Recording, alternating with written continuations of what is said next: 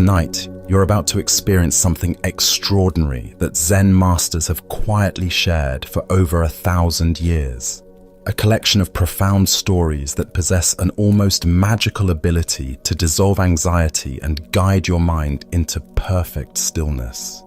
I'm going to share 16 timeless Zen tales that have transformed countless lives, each one carefully chosen to unlock a different door in your consciousness and lead you gently toward the deepest rest you've ever known.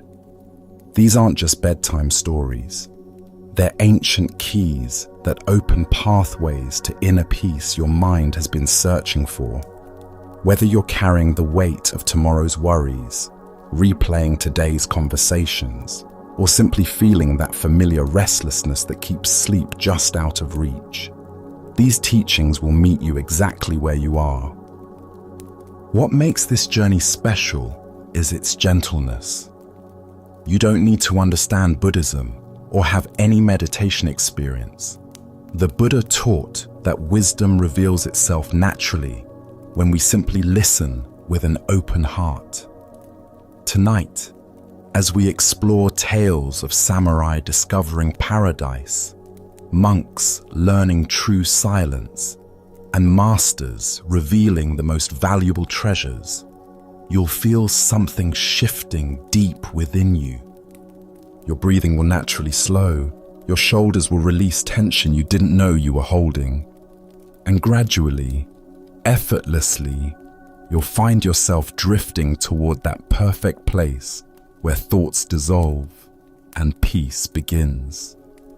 So settle in completely now. Let your body sink into comfort. Take a gentle breath with me. And as you exhale, trust that this ancient wisdom is already beginning its quiet work. Our first story is about the thin boundary between heaven and hell within our own hearts. This is the tale of the soldier and the gates of paradise. In ancient Japan, when cherry blossoms painted the mountainsides pink and white, a fierce samurai warrior named Nobushiga made his way up a winding stone path to visit the renowned Zen master Hakuin. The monastery bells echoed softly through the valley as morning mist clung to the pine trees. Nobushiga carried himself with the rigid bearing of a professional soldier, his hand resting naturally on the hilt of his katana, his eyes alert and calculating. The warrior entered the simple temple where Master Hakuin sat in quiet meditation. When the old teacher opened his eyes and gazed upon his visitor, Nobushiga bowed briefly and spoke with military directness. "Master, I have come to ask you about something that troubles me. Is there really a paradise and a hell? I have heard many teachings, but I want to know the truth." Hakuin studied the samurai for a long moment, taking in his proud posture and stern expression. "Who are you?" the master inquired gently. "I am a samurai," Nobushiga replied, his chest swelling with pride. "I serve my lord with honor and am prepared to die for my country." Suddenly, Hakuin's demeanor changed completely. "You, a soldier!" he exclaimed with apparent disgust. "What kind of ruler would have you as his guard? Your face looks like that of a beggar, not a warrior worthy of respect." The insult struck Nobushige like a physical blow. His face flushed red with rage, and his hand moved instinctively toward his sword. How dare this old monk speak to him with such disrespect? But Hakuin continued his verbal assault. "So you have a sword. Your weapon is probably much too dull to cut off my head. I doubt you could cut through rice paper with such a pathetic blade." The samurai's anger exploded beyond all control. He drew his sword with a fierce cry, raising it above his head, ready to strike down this insolent teacher who had insulted his honor so grievously. At that precise moment, as fury consumed every fiber of Nobushiga's being, Hakuin spoke calmly. "Here open the gates of hell." The words struck through the warrior's rage like lightning through darkness. In an instant, Nobushiga saw clearly what had happened. He perceived the master's profound teaching method and understood that his own anger had indeed opened the gates of hell within his own heart. The realization was so powerful that he immediately sheathed his sword and bowed deeply before the teacher. "Here open the gates of paradise," said Hakuin with infinite gentleness. The Buddha taught, "Holding on to anger is like grasping a hot coal with the intent of throwing it at someone else. You are the one who gets burned." This ancient wisdom reveals the profound truth that Nobushige discovered in that transformative moment, that heaven and hell are not distant destinations, but immediate experiences created by the state of our own consciousness. Why do we so readily open the gates of hell within ourselves? Zen Buddhism points to several aspects of human psychology that create this pattern. First is our attachment to self-image and the stories we tell ourselves about who we are. Nobushige identified so completely with being a respectable samurai that any challenge to this identity triggered explosive defensiveness. When someone threatens our carefully constructed sense of self, we instinctively reach for the sword of anger, righteous indignation, or wounded pride. Second is our conditioned response to treat every perceived slight as a genuine threat requiring immediate defensive action. Our ancient survival mechanisms haven't adapted to modern social situations where physical aggression is rarely appropriate. The same neurological pathways that once helped us escape predators now fire when someone cuts us off in traffic, criticizes our work, or fails to show us what we consider adequate respect. Third is our fundamental misunderstanding about the source of our emotional experience.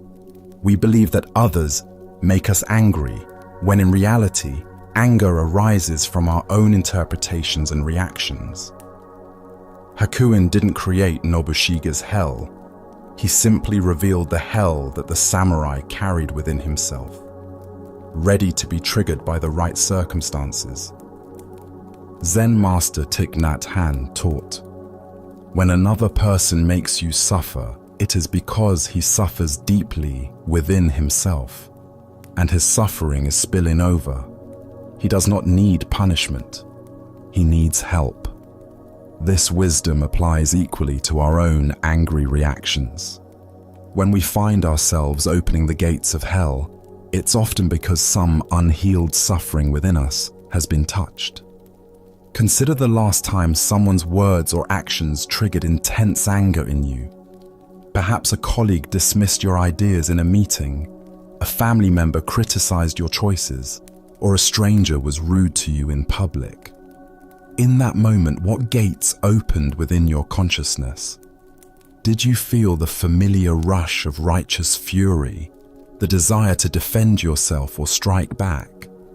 These are the gates of hell opening, not because the other person was necessarily wrong, but because your own inner peace was so fragile that it could be shattered by external circumstances. The Buddha said, "You will not be punished for your anger. You will be punished by your anger." This punishment is immediate and internal. When we're consumed by rage, we suffer far more than our supposed enemies. Our bodies flood with stress hormones. Our thinking becomes clouded. Our relationships suffer, and we lose access to our natural wisdom and compassion. But Hakuin's teaching reveals something even more profound. The same circumstances that can open hell's gates can instantly open paradise's gates when met with awareness rather than reactivity. The moment Nobushige recognized what was happening within his own mind, his entire experience transformed. The angry warrior became a humble student. The threatening situation became a profound teaching, and the gates of paradise swung open. This is the miracle of mindfulness. The capacity to observe our mental and emotional states as they arise without being completely identified with them. When we can see our anger clearly, we gain the power to choose our response rather than being enslaved by automatic reactions. In Zen practice, we cultivate what might be called emotional intelligence, not the suppression of feelings, but the development of a spacious awareness that can hold all experiences with equanimity. We learn to notice the early warning signs of hell's gates beginning to open, the tightening in the chest, the heat rising in the face, the rush of defensive thoughts.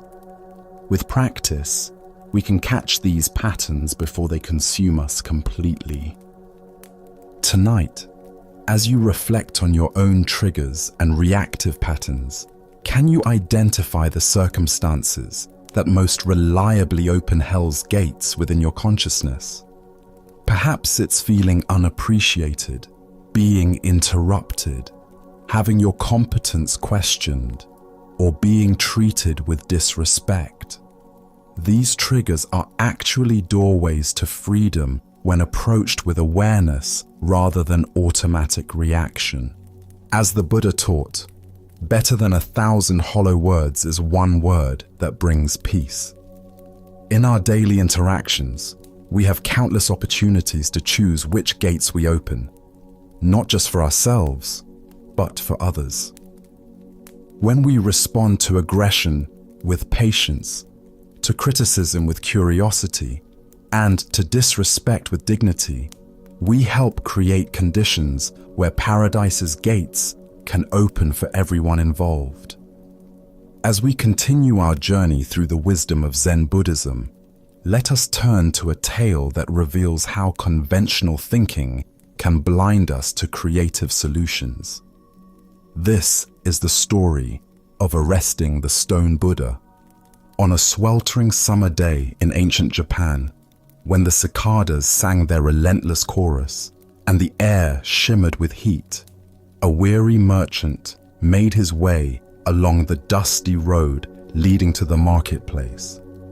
Across his broad shoulders, he carried 50 rolls of finest cotton goods, his entire inventory and the foundation of his family's livelihood. The weight pressed down upon him as sweat beaded on his forehead and his legs grew heavy with fatigue. Seeing a roadside shelter ahead, the merchant felt profound relief wash over him. There, beneath a simple wooden roof, stood a magnificent stone Buddha, carved with exquisite detail and weathered by countless seasons. The statue's serene expression seemed to offer refuge from both the blazing sun and the burdens of commerce. Gratefully, the merchant set down his precious cotton rolls at the Buddha's feet and settled into the cool shade. The peaceful presence of the statue, combined with his exhaustion, soon lulled him into deep sleep. His breathing became slow and regular as his body finally released the tension of the long journey. When he awoke hours later, the merchant's blood ran cold. His 50 rolls of cotton had vanished completely. He searched frantically around the shelter, hoping perhaps they had simply been moved by a helpful passerby, but found nothing. His life's work had disappeared while he slept under the supposed protection of the Enlightened One. Devastated and desperate, the merchant hurried to the local magistrate's office to report the theft. The case came before Judge Ooka, a man renowned throughout the region for his unconventional wisdom and creative approach to justice. When the merchant finished explaining his loss, the judge sat quietly for several long moments, stroking his beard thoughtfully. Finally, Judge Ooka announced his verdict with complete seriousness. That stone Buddha must have stolen the goods. He is supposed to care for the welfare of the people, but he has clearly failed to perform his holy duty. The Buddha will be arrested immediately. The court officials exchanged bewildered glances, but the judge's authority was absolute. Following his orders, they went to the roadside shelter and, with great ceremony, arrested the stone statue. They carried the heavy Buddha into the courthouse, where word of this extraordinary event had already spread throughout the town. A large, noisy crowd gathered, laughing and joking about the absurdity of putting a stone statue on trial.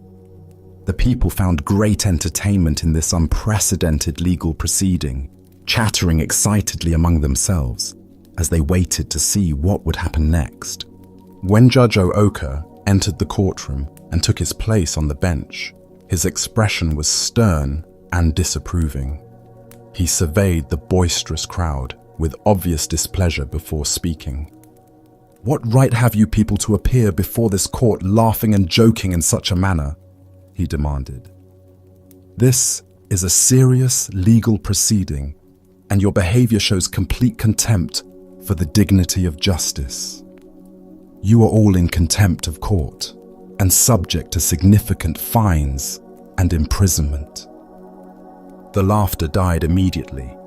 The crowd grew silent and nervous, suddenly realizing they might face real consequences for their amusement. "I shall have to impose a fine on each of you," the judge continued gravely, "but I am prepared to show mercy. The fine will be remitted provided each person brings 1 roll of cotton goods to this court within 3 days. Anyone failing to do this will be arrested and face the full penalty of the law." The people, now thoroughly sobered by the prospect of legal punishment, hastily agreed to the judge's terms.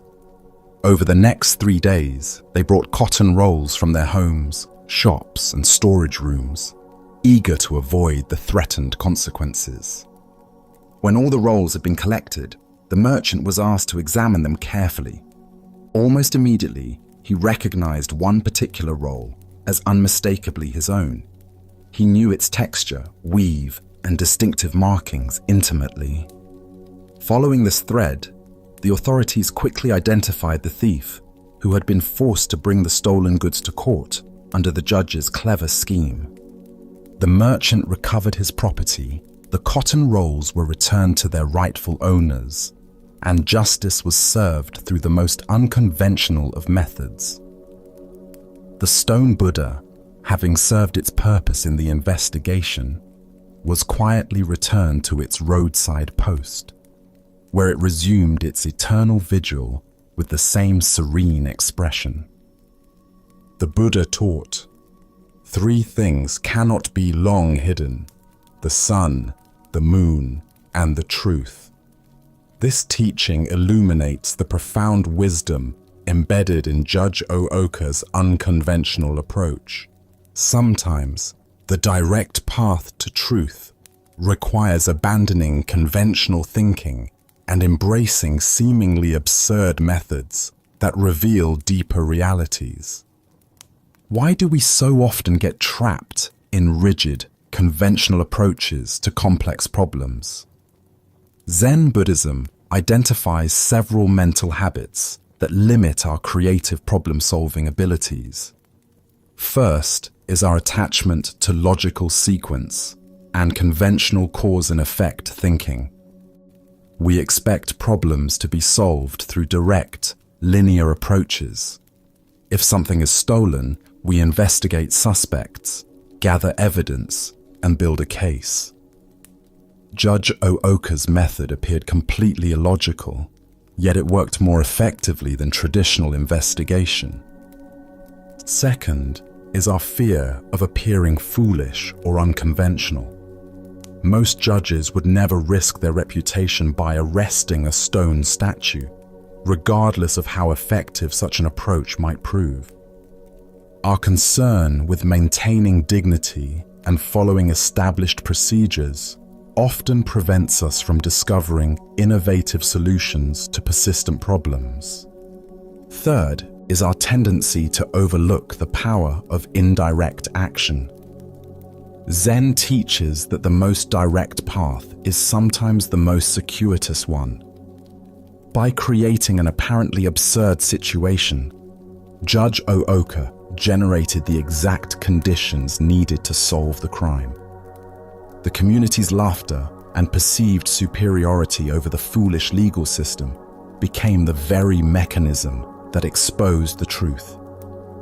Consider situations in your own life where conventional approaches have failed to resolve persistent challenges.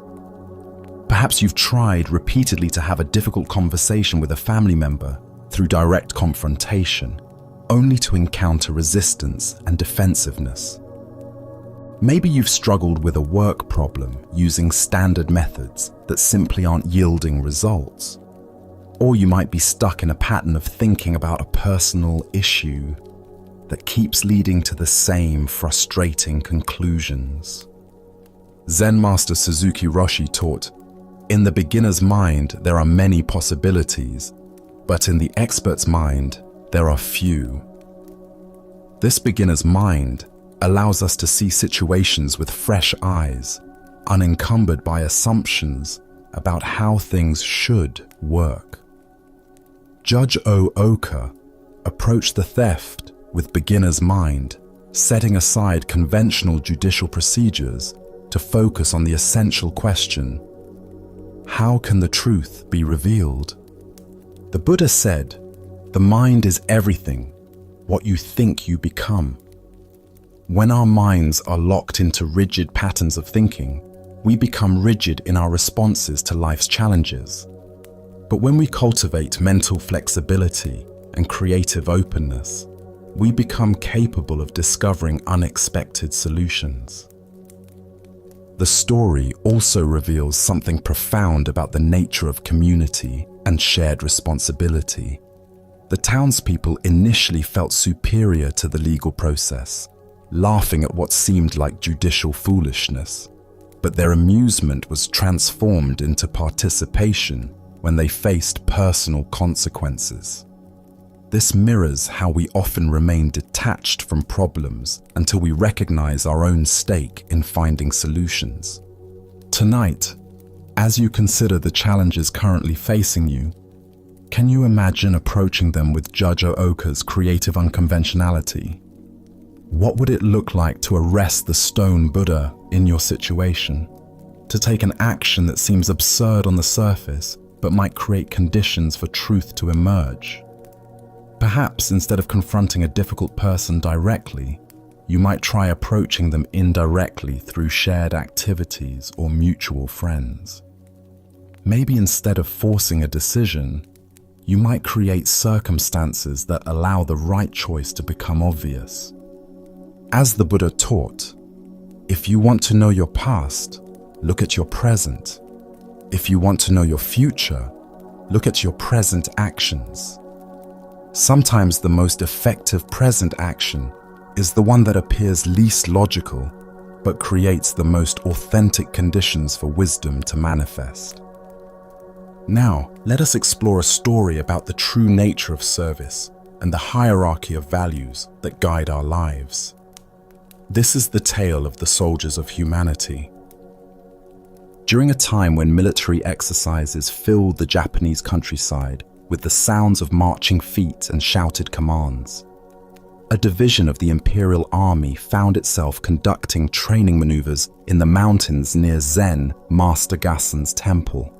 The mock battle required several days to complete, and the commanding officers, seeking suitable accommodations for their headquarters, approached the simple mountain monastery where Gassen resided with his small community of monks. The temple, built of weathered wood and surrounded by ancient pine trees, offered an atmosphere of profound tranquility that stood in stark contrast to the martial energy of the soldiers. Morning mist often clung to the temple grounds, where the gentle sound of a bamboo fountain and the soft chanting of sutras created a sanctuary of peace. When the military officers arrived at the temple gates, they expected the deferential treatment typically accorded to representatives of the emperor's army. Throughout Japan, civilians routinely offered their finest accommodations, best food, and most respectful service to soldiers who sacrificed for the nation's protection. Master Gassan received the officers politely, but without any special ceremony. He simply informed them that they were welcome to stay at the temple during their exercises. However, when the first meal was served, the visiting officers were surprised and then increasingly irritated to discover they were being offered the same simple vegetarian fare that the monks ate daily: plain rice, pickled vegetables, thin soup, and weak tea. The military men had expected elaborate meals befitting their status and importance. As representatives of imperial power engaged in vital training exercises, they felt entitled to the finest food the temple could provide. Their frustration grew throughout the day as they realized this would be their standard fare for the duration of their stay. Finally, one of the senior officers, his patience exhausted, approached Master Gassan directly. His uniform was pressed and decorated with insignia denoting rank and service. His bearing was rigid with military pride and barely controlled indignation. "Master," he said, attempting to maintain respectful tone while his anger was clearly visible, "I must speak with you about our treatment here. Who do you think we are? We are soldiers of the Imperial Army, sacrificing our lives for our country and our emperor. We risk everything in service to Japan. Why don't you treat us accordingly? Why do you offer us the same plain food you give to your monks?" The officer expected an immediate apology and correction of what he saw as a clear oversight or insult. Surely the old monk had simply failed to understand the importance of his guests and would quickly rectify the situation once properly informed. But Master Gassan's response was not what the officer anticipated. The Zen teacher looked directly into the soldier's eyes with unwavering calm and spoke with gentle but absolute conviction. "Who do you think we are? We are soldiers of humanity, aiming to save all sentient beings." The officer stood speechless, his prepared argument suddenly seeming insignificant in the face of this unexpected response. The master's words carried such quiet authority and profound purpose that the complaint about food seemed petty and self-centered by comparison. Gassan continued, his voice remaining soft but filled with unmistakable strength. "You fight for one nation, for one emperor, for temporary political arrangements that will pass away like morning dew. We fight for all beings, for the liberation of every form of consciousness from suffering. Your battlefield is limited by geography and time. Our battlefield is the human heart itself, and our mission extends across lifetimes." The officer found himself reconsidering not just the quality of temple meals, but the entire framework through which he understood service, sacrifice, and spiritual priorities. The Buddha taught, hatred does not cease by hatred, but only by love. This is the eternal rule. This teaching reveals the profound difference between conventional warfare and the spiritual battle that Master Gassan described. While military action often seeks to overcome enemies through superior force, the path of Dharma seeks to transform enemies into allies through the power of compassion and understanding. Why do we so readily assume that our particular form of service deserves special recognition and privilege? Buddhism points to several aspects of ego identification that create this pattern. First is our tendency to define ourselves through external roles and titles, rather than through our essential Buddha nature. The officer identified so completely with being a soldier that he expected the world to reflect back this identity through preferential treatment. Second is our habit of creating hierarchies of importance based on social recognition rather than spiritual value. Society teaches us that certain roles, soldier, doctor, teacher, parent, deserve more respect than others. But from the Buddhist perspective, the value of any activity depends entirely on the motivation behind it and its effect on reducing universal suffering. Third is our limited understanding of what constitutes genuine sacrifice and service. The officers saw their military training as the ultimate form of service, risking personal safety for national protection. But Gassan revealed a higher form of service, the complete dedication of one's life to the spiritual welfare of all beings, without exception or preference. Zen master Dogen taught, to study the Buddha way is to study the self. To study the self is to forget the self. To forget the self is to be actualized by myriad things.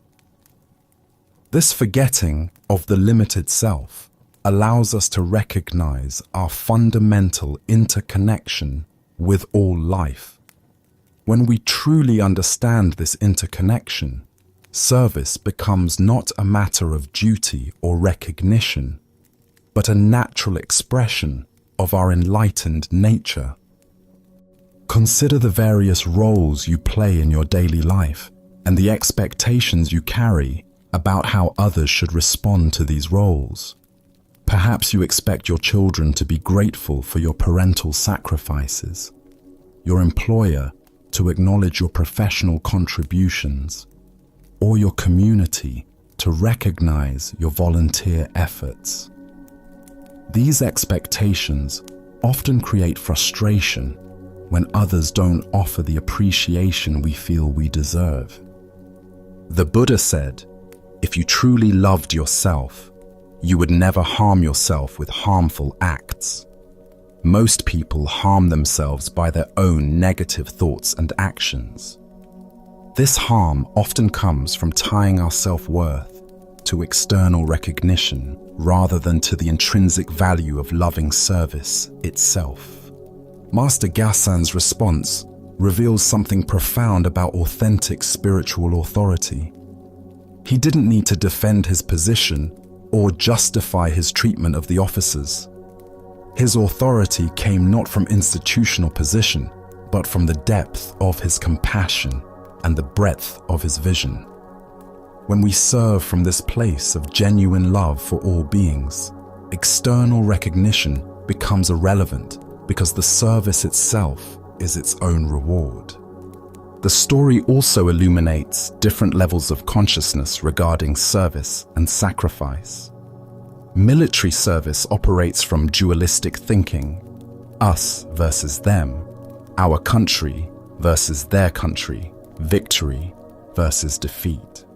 Spiritual service operates from non-dualistic awareness, the recognition that the welfare of all beings is ultimately inseparable from our own welfare.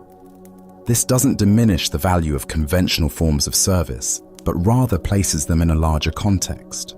A soldier who serves with genuine compassion for all beings, including supposed enemies, transforms military service into spiritual practice. A parent who raises children with awareness of their connection to all life serves not just their own family, but the entire human community. Tonight, as you reflect on your own forms of service and the recognition you seek for them, can you expand your vision to include Master Gassan's perspective? What would it mean to see yourself as a soldier of humanity, regardless of your official role or title? How might this shift change your expectations about appreciation and acknowledgement? As the Buddha taught, Thousands of candles can be lighted from a single candle, and the life of the candle will not be shortened. Happiness never decreases by being shared. When we serve from this understanding, we discover that true fulfillment comes not from being recognized as special, but from recognizing the specialness in everyone we encounter. Let us continue on our journey with a story that reveals the paradox of knowledge and the humility required for genuine understanding. This is the tale of Gudo and the Emperor. In the imperial palace of ancient Japan, where silk screens painted with cranes and cherry blossoms filtered the golden afternoon light, Emperor Goyose found himself drawn increasingly to the profound teachings of Zen Buddhism. Despite having access to the greatest scholars and philosophers in the land, the emperor felt a persistent longing for understanding that conventional learning could not satisfy. The emperor had heard of a remarkable Zen master named Gudo, whose reputation for wisdom and directness had spread throughout the realm. Unlike many teachers who spoke in elaborate metaphors or complex philosophical systems, Gudo was known for his ability to point directly to truth with startling simplicity and clarity. Arranging for private instruction, Emperor Goyose began studying with Master Gudo in a quiet chamber of the palace. The room was simple despite its royal setting: tatami mats, a low table, and cushions for meditation. Here, the most powerful man in Japan sat as a humble student before an elderly monk who owned nothing but his robes and begging bowl. During one of their sessions, the emperor raised a question that had been troubling him deeply. "Master Gudo," he said, "I have been studying the fundamental teachings of Zen, and I have learned that this very mind is Buddha. Is this understanding correct?" The emperor expected either confirmation of his comprehension or correction of his error. Instead, Gudo's response revealed the inadequacy of such simple categories. "Your Majesty," Gudo replied with gentle directness, "if I say yes, you will think that you understand without truly understanding. If I say no, I would be contradicting a fact which you may actually understand quite well." The emperor sat with this puzzling response, recognizing that his question had been more complex than he initially realized. There was something in Gudo's answer that pointed to a level of understanding beyond intellectual agreement or disagreement. On another occasion, the emperor posed what he considered an even more profound inquiry. "Master, where does the enlightened man go when he dies? What becomes of one who has achieved perfect understanding?" Again, Gudo's answer was unexpected in its simplicity. "I know not." The emperor was startled. How could this renowned master, this teacher of teachers, admit to such fundamental ignorance about something so important? "Master, why don't you know?" the emperor pressed. "Surely someone of your understanding must have insight into such matters." Gudo's response was even more disarming than his admission of ignorance. "Because I have not died yet." The emperor felt his mind reeling. Here was honesty so complete, so free from pretense or speculation, that it challenged everything he thought he understood about knowledge and spiritual authority. The master's willingness to admit the limits of his direct experience was more profound than any elaborate theory about afterlife states. Emperor Goyose found himself hesitating to ask further questions. His rational mind could not grasp these responses that seemed to dissolve the very foundation of conventional inquiry.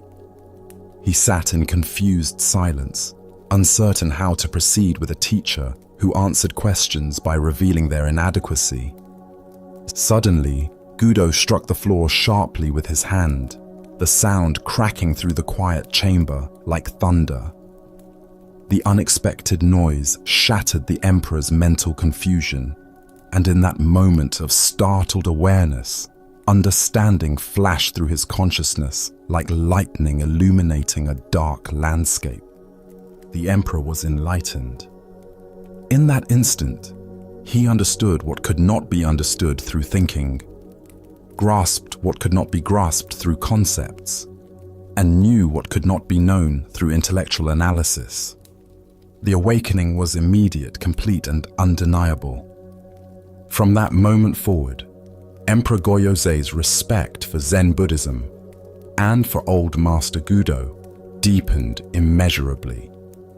He had discovered through direct experience what no amount of study could have taught him: that ultimate reality is not something to be understood, but something to be realized through immediate awareness. Years passed, and Master Gudo grew very old. During his lectures in the palace, the ancient teacher would sometimes fall asleep in the middle of speaking, overcome by the fatigue of his aging body. When this happened, the emperor would quietly retire to another room, ensuring that his beloved teacher could rest undisturbed, without embarrassment or concern for protocol.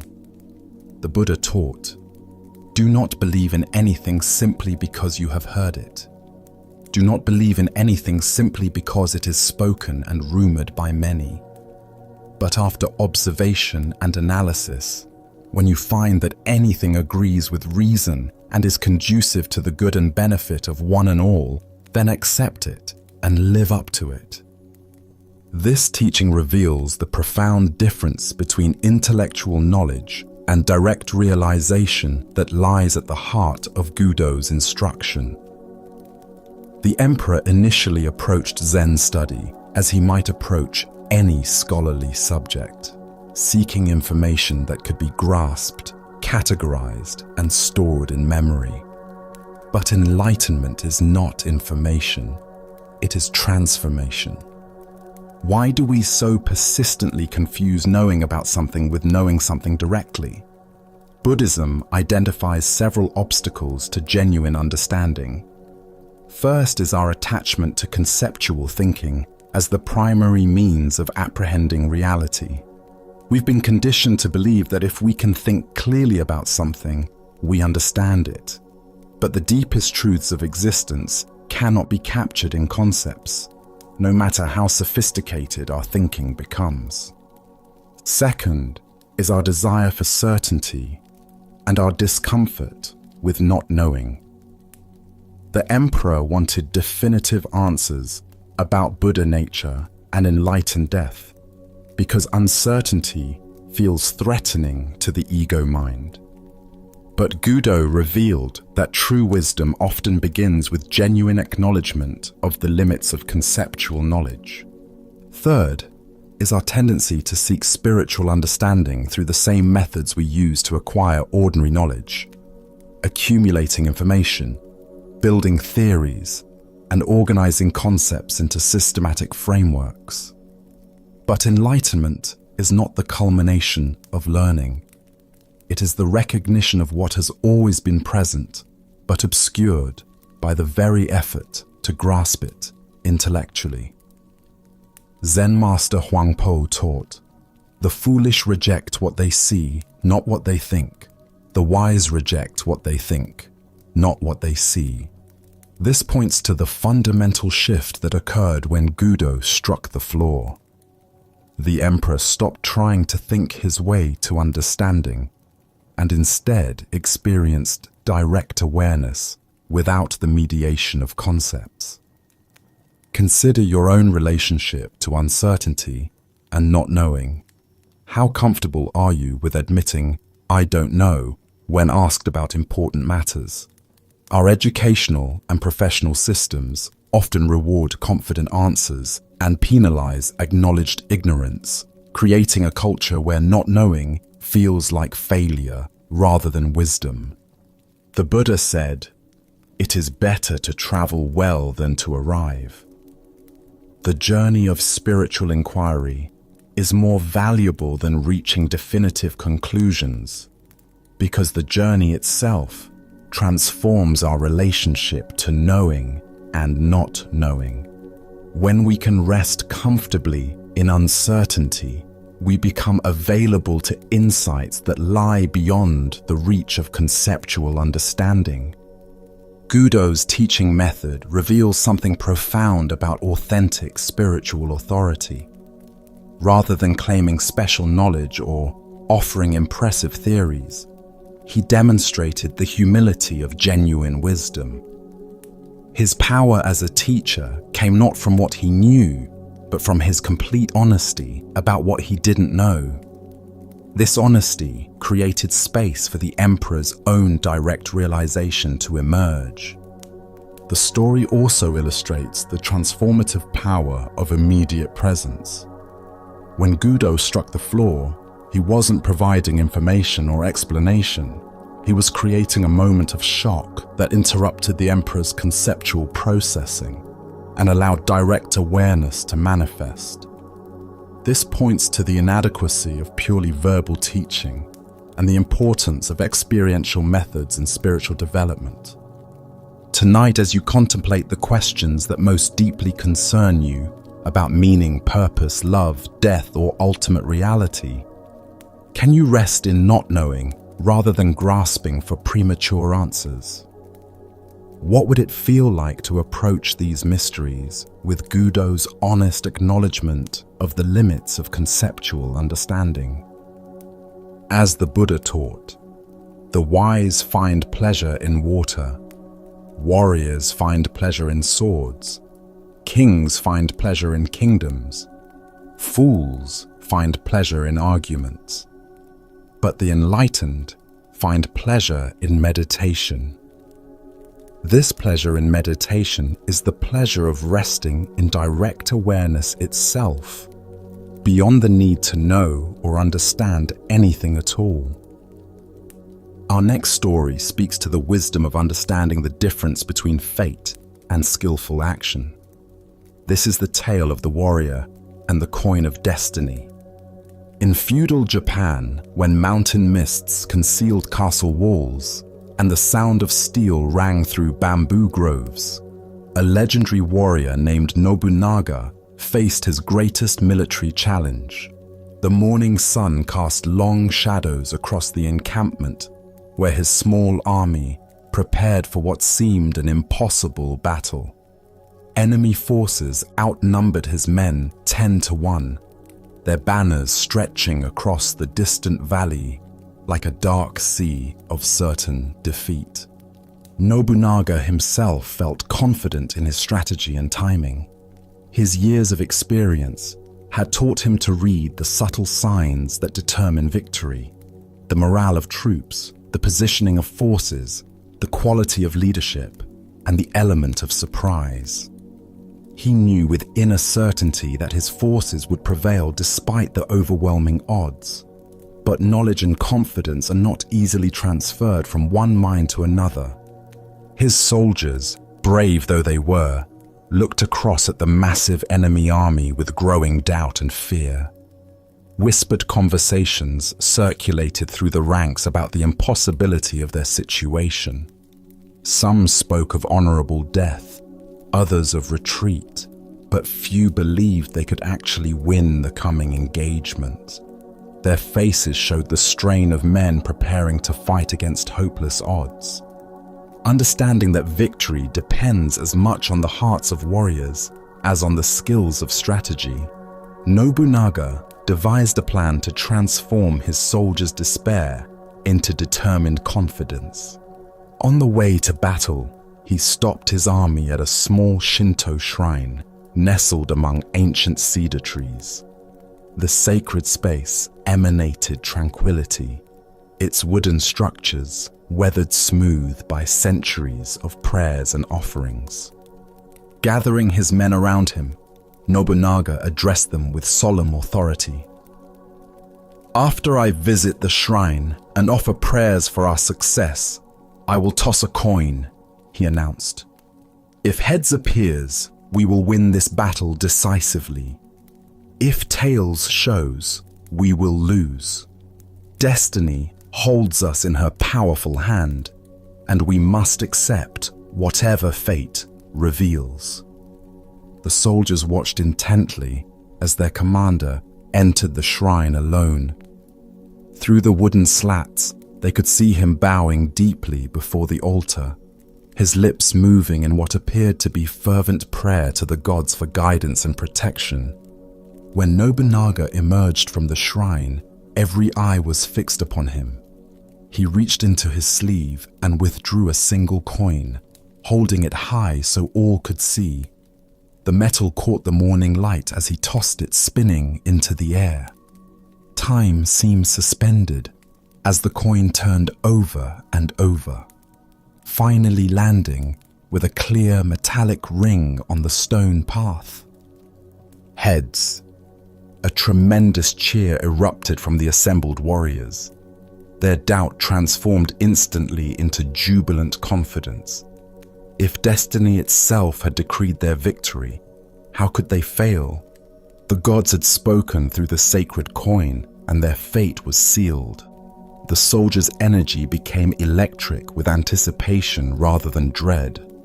When the battle commenced, Nobunaga's forces fought with such fierce determination and unwavering belief in their destined victory that they overwhelmed the larger enemy army completely. Their conviction became a weapon more powerful than any sword, creating the very victory that the coin had supposedly predicted. After the triumph, as they celebrated around the evening campfires, Nobunaga's personal attendant approached his master with admiration. "Truly, my lord, no one can change the hand of destiny. The gods showed us our fate, and it came to pass exactly as foretold." Nobunaga smiled and reached into his sleeve. "Indeed not," he said quietly, showing his attendant a coin that had been specially crafted with heads facing both sides. There had never been any possibility of tails appearing. The Buddha taught, "We are what we think. All that we are arises with our thoughts. With our thoughts, we make the world." This teaching reveals the profound truth underlying Nobunaga's strategy, that external circumstances often matter less than the internal state of consciousness we bring to them. Why do we so readily surrender our power to external forces, whether we call them destiny, fate, luck, or circumstances beyond our control? Buddhism identifies several psychological patterns that create this disempowerment. First is our tendency to externalize both credit and blame, rather than recognizing our role in creating our experiences. When things go well, we attribute success to favorable conditions. When they go poorly, we blame bad luck or unfair circumstances. Second is our misunderstanding of the relationship between acceptance and action. Many people interpret spiritual teachings about accepting what is as passivity or fatalism, missing the dynamic interplay between inner acceptance and skillful outer engagement. Nobunaga accepted the reality of his situation while simultaneously taking creative action to transform it. Third is our underestimation of the power of belief and confidence in shaping outcomes. Modern psychology confirms what ancient wisdom traditions have long taught, that our mental state profoundly influences our performance, resilience, and ability to recognize opportunities. The soldier's transformation from doubt to confidence created the very conditions for victory. Zen Master Bankei taught, "If you want to know what you'll be in your next life, look at what you're doing now. If you want to know what you were in your past life, look at your present circumstances." This points to a more nuanced understanding of destiny, not as external fate imposed upon us, but as the natural result of our thoughts, intentions, and actions. Consider situations in your own life where you felt at the mercy of circumstances beyond your control. Perhaps you're facing a challenging work situation, a difficult relationship, a health concern, or a financial obstacle. How much of your sense of helplessness comes from focusing on external factors rather than recognizing your own creative power within the situation? The Buddha said, "It is our own mental attitude which makes the world for us. Our thoughts make things beautiful. Our thoughts make things ugly. The whole world is in our mind. Learn to see things in the proper light." Nobunaga understood this principle deeply. He couldn't change the numerical odds, but he could transform his soldiers' relationship to those odds. The story also reveals something profound about the nature of skillful leadership. Rather than trying to convince his soldiers through logical arguments about strategy and tactics, Nobunaga created an experience that shifted their entire emotional and psychological state. He understood that transformation often happens through engagement with symbols and stories, rather than through rational persuasion. This doesn't suggest that we should manipulate others or deceive ourselves about reality. Rather, it points to the importance of recognizing how much our interpretation of circumstances shapes our response to them. The facts of any situation are always embedded within a context of meaning, and we have far more influence over that context than we typically realize. In Zen practice, we cultivate what might be called creative acceptance, fully acknowledging what is while remaining actively engaged with what's possible. This balance prevents both passive resignation and anxious struggle. We accept the coin toss of circumstances while recognizing our power to influence how that toss lands through our preparation, attitude, and response.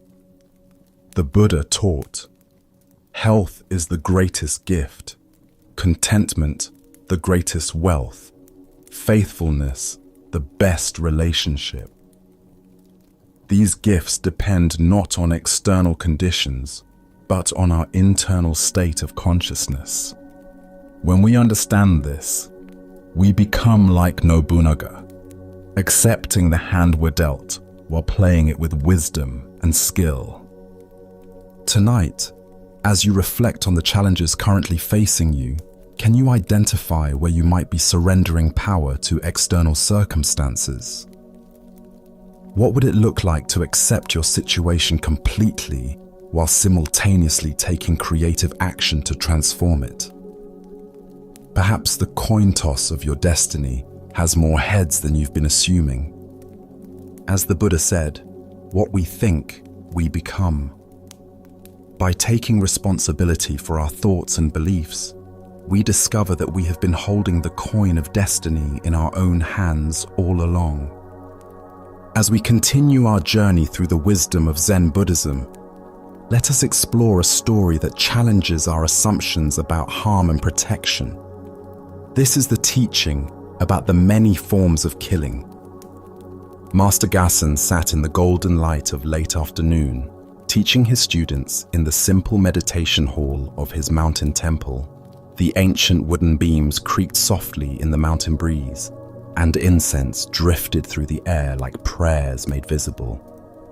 His disciples, having gathered for their regular instruction, expected to receive teachings about meditation techniques or Buddhist philosophy. Instead, Gassen began speaking about something that seemed at first to contradict the fundamental principles they had been studying. The first precept of Buddhism clearly states the importance of not killing, of protecting all sentient life from harm.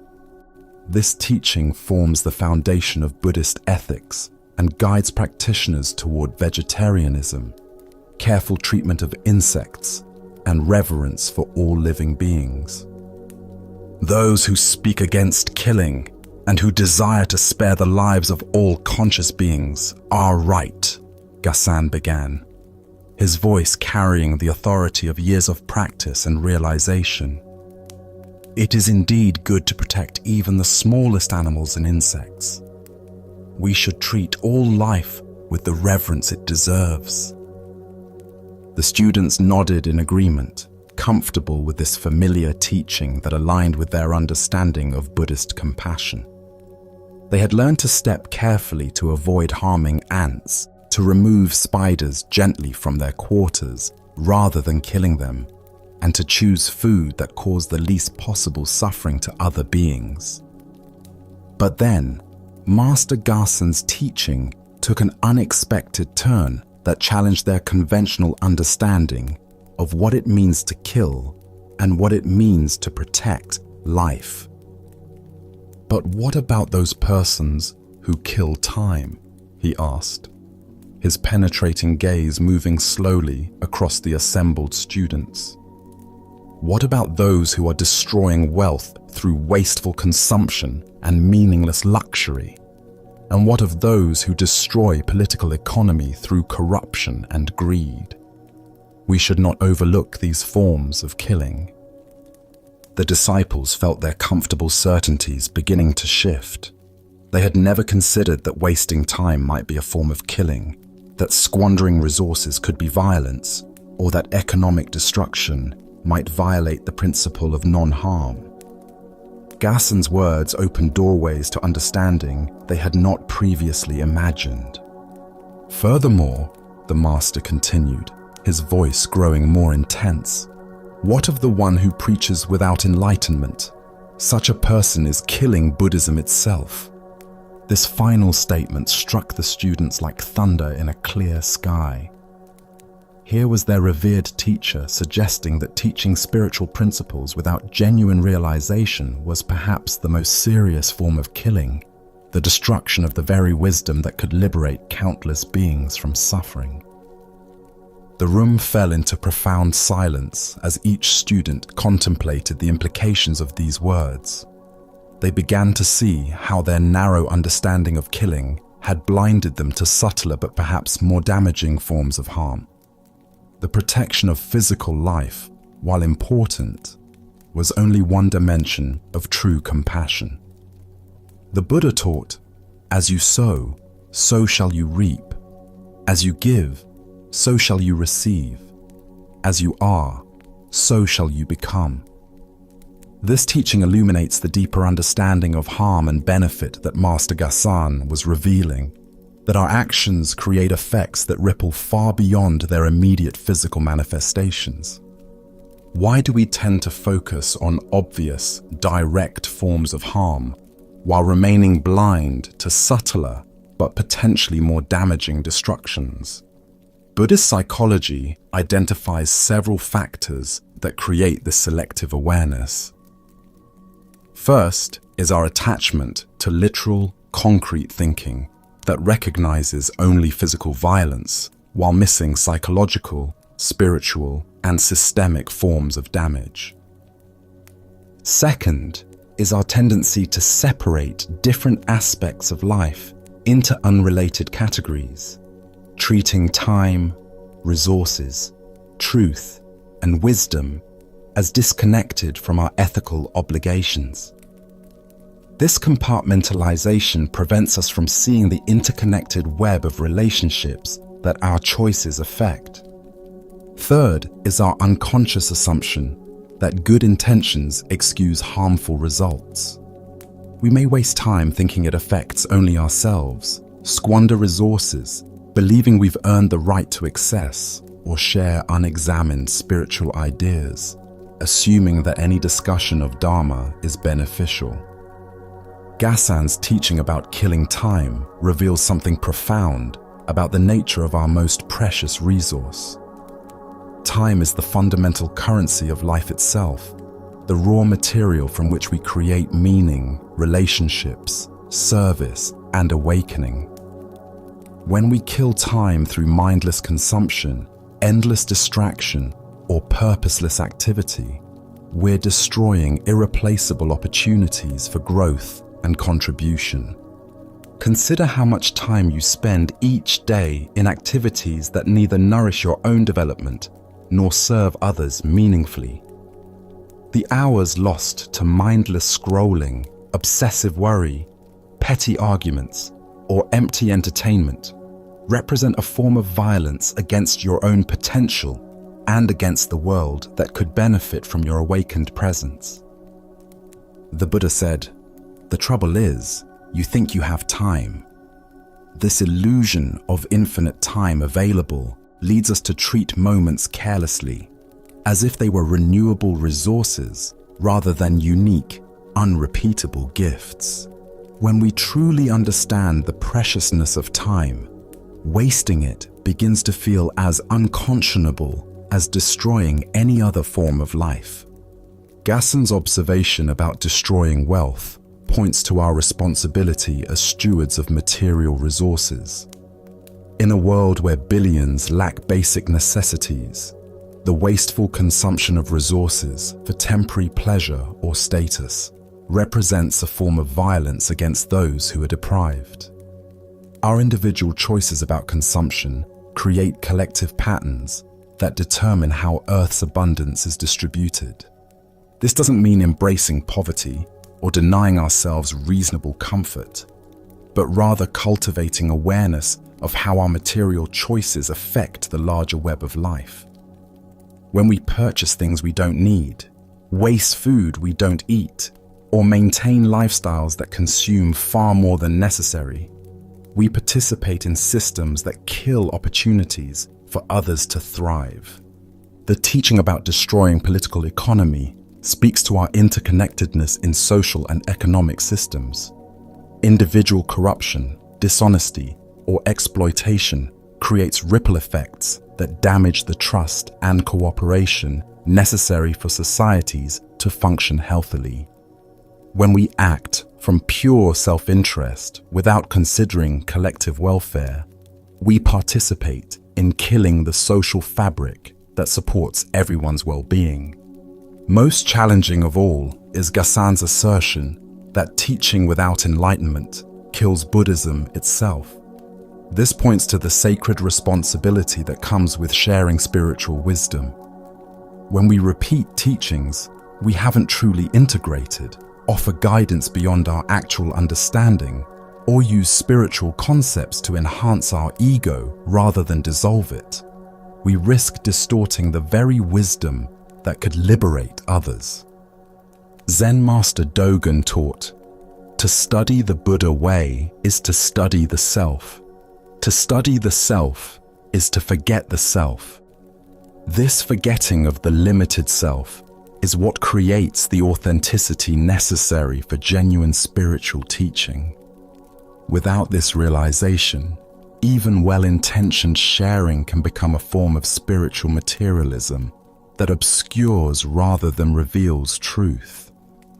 Tonight, as you examine your own daily choices and their effects, can you identify subtle forms of killing you might not have previously recognized? What would it look like to extend your commitment to non-harm beyond the obvious into these more nuanced dimensions of life?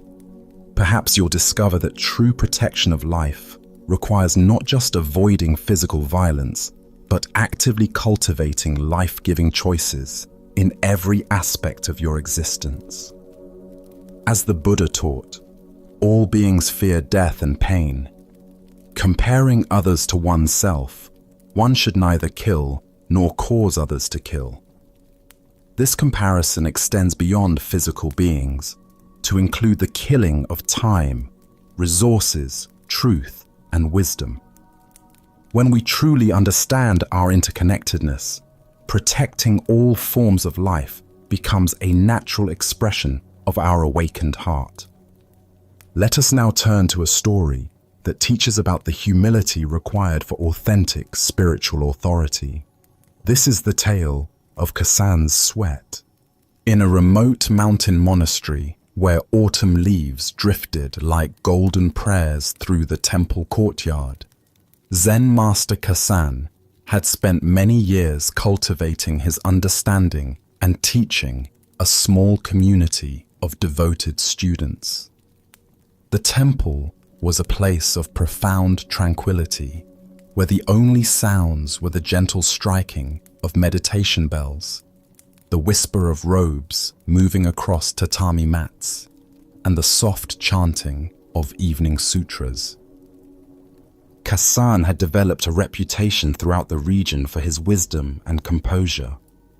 In the protected environment of his mountain retreat, surrounded by students who revered him and landscapes that inspired contemplation, he felt confident in his realization and comfortable in his role as a spiritual teacher.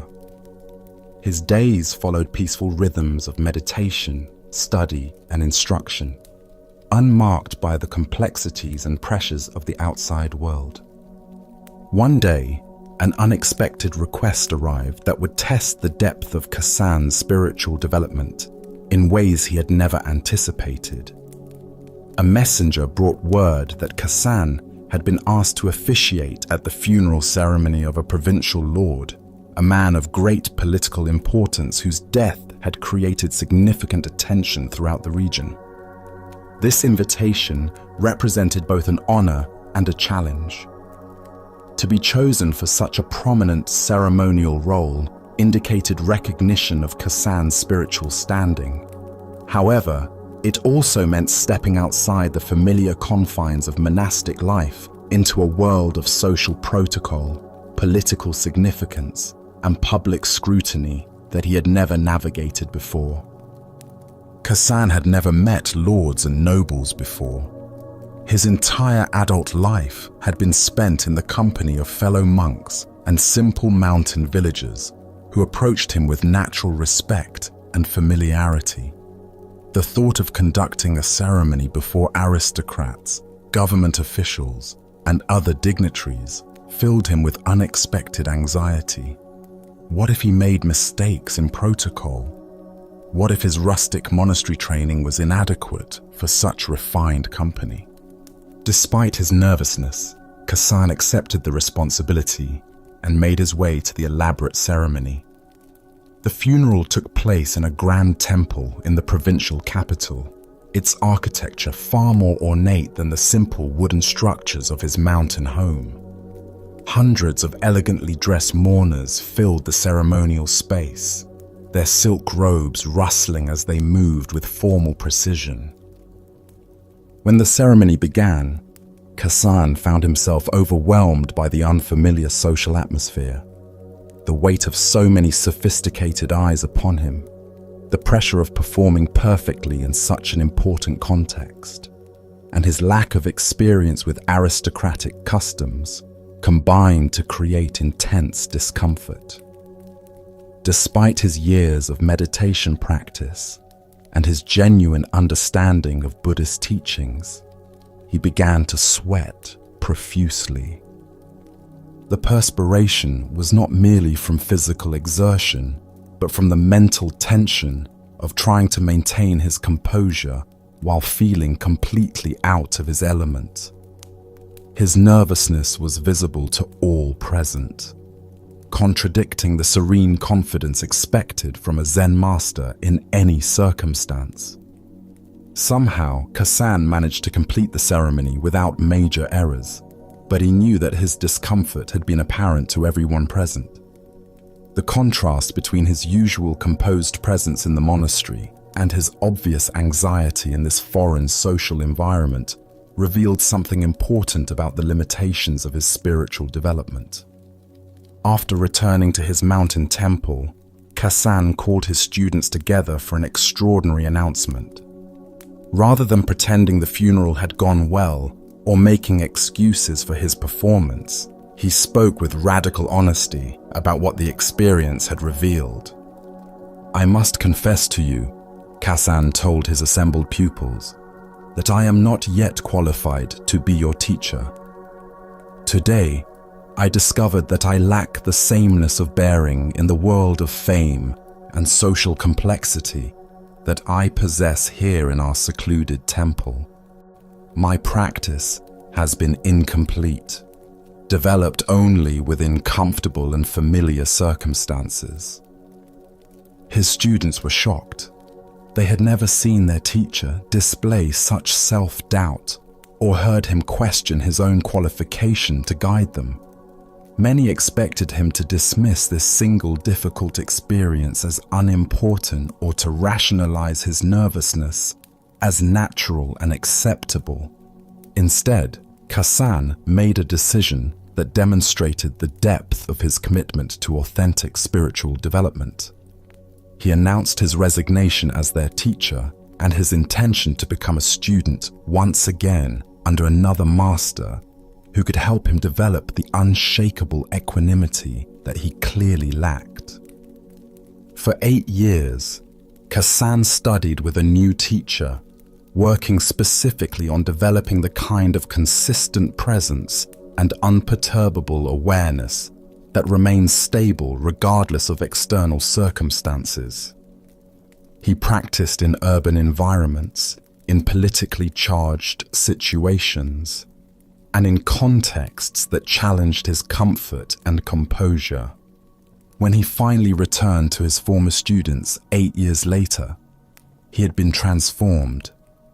The man who came back to the mountain monastery carried himself with the same gentle dignity, whether addressing peasants or princes, whether in familiar or foreign environments. He had achieved the sameness of bearing that he had recognized was missing from his earlier teaching. His students, who had waited faithfully for his return, found themselves learning from a teacher whose authority now came not from intellectual understanding or monastic credentials, but from a deep and consistent realization that remained undisturbed by any external circumstance. The Buddha taught, "Better it is to live one day seeing the rise and fall of things than to live 100 years without ever seeing the rise and fall of things." Kassan's willingness to see clearly the rise and fall of his own composure became the foundation for his genuine spiritual maturity. Why do we so often resist acknowledging the limitations of our understanding or abilities? Buddhist psychology identifies several ego patterns that create this resistance. First is our attachment to identity and reputation. Once we're seen as knowledgeable or competent in any area, admitting limitations feels like a threat to our carefully constructed self-image. Second is our confusion of humility with humiliation. We fear that acknowledging our limitations will diminish us in others' eyes, when in fact, such honesty often increases genuine respect and trust. Kassan's students weren't disappointed by his confession. They were inspired by his integrity.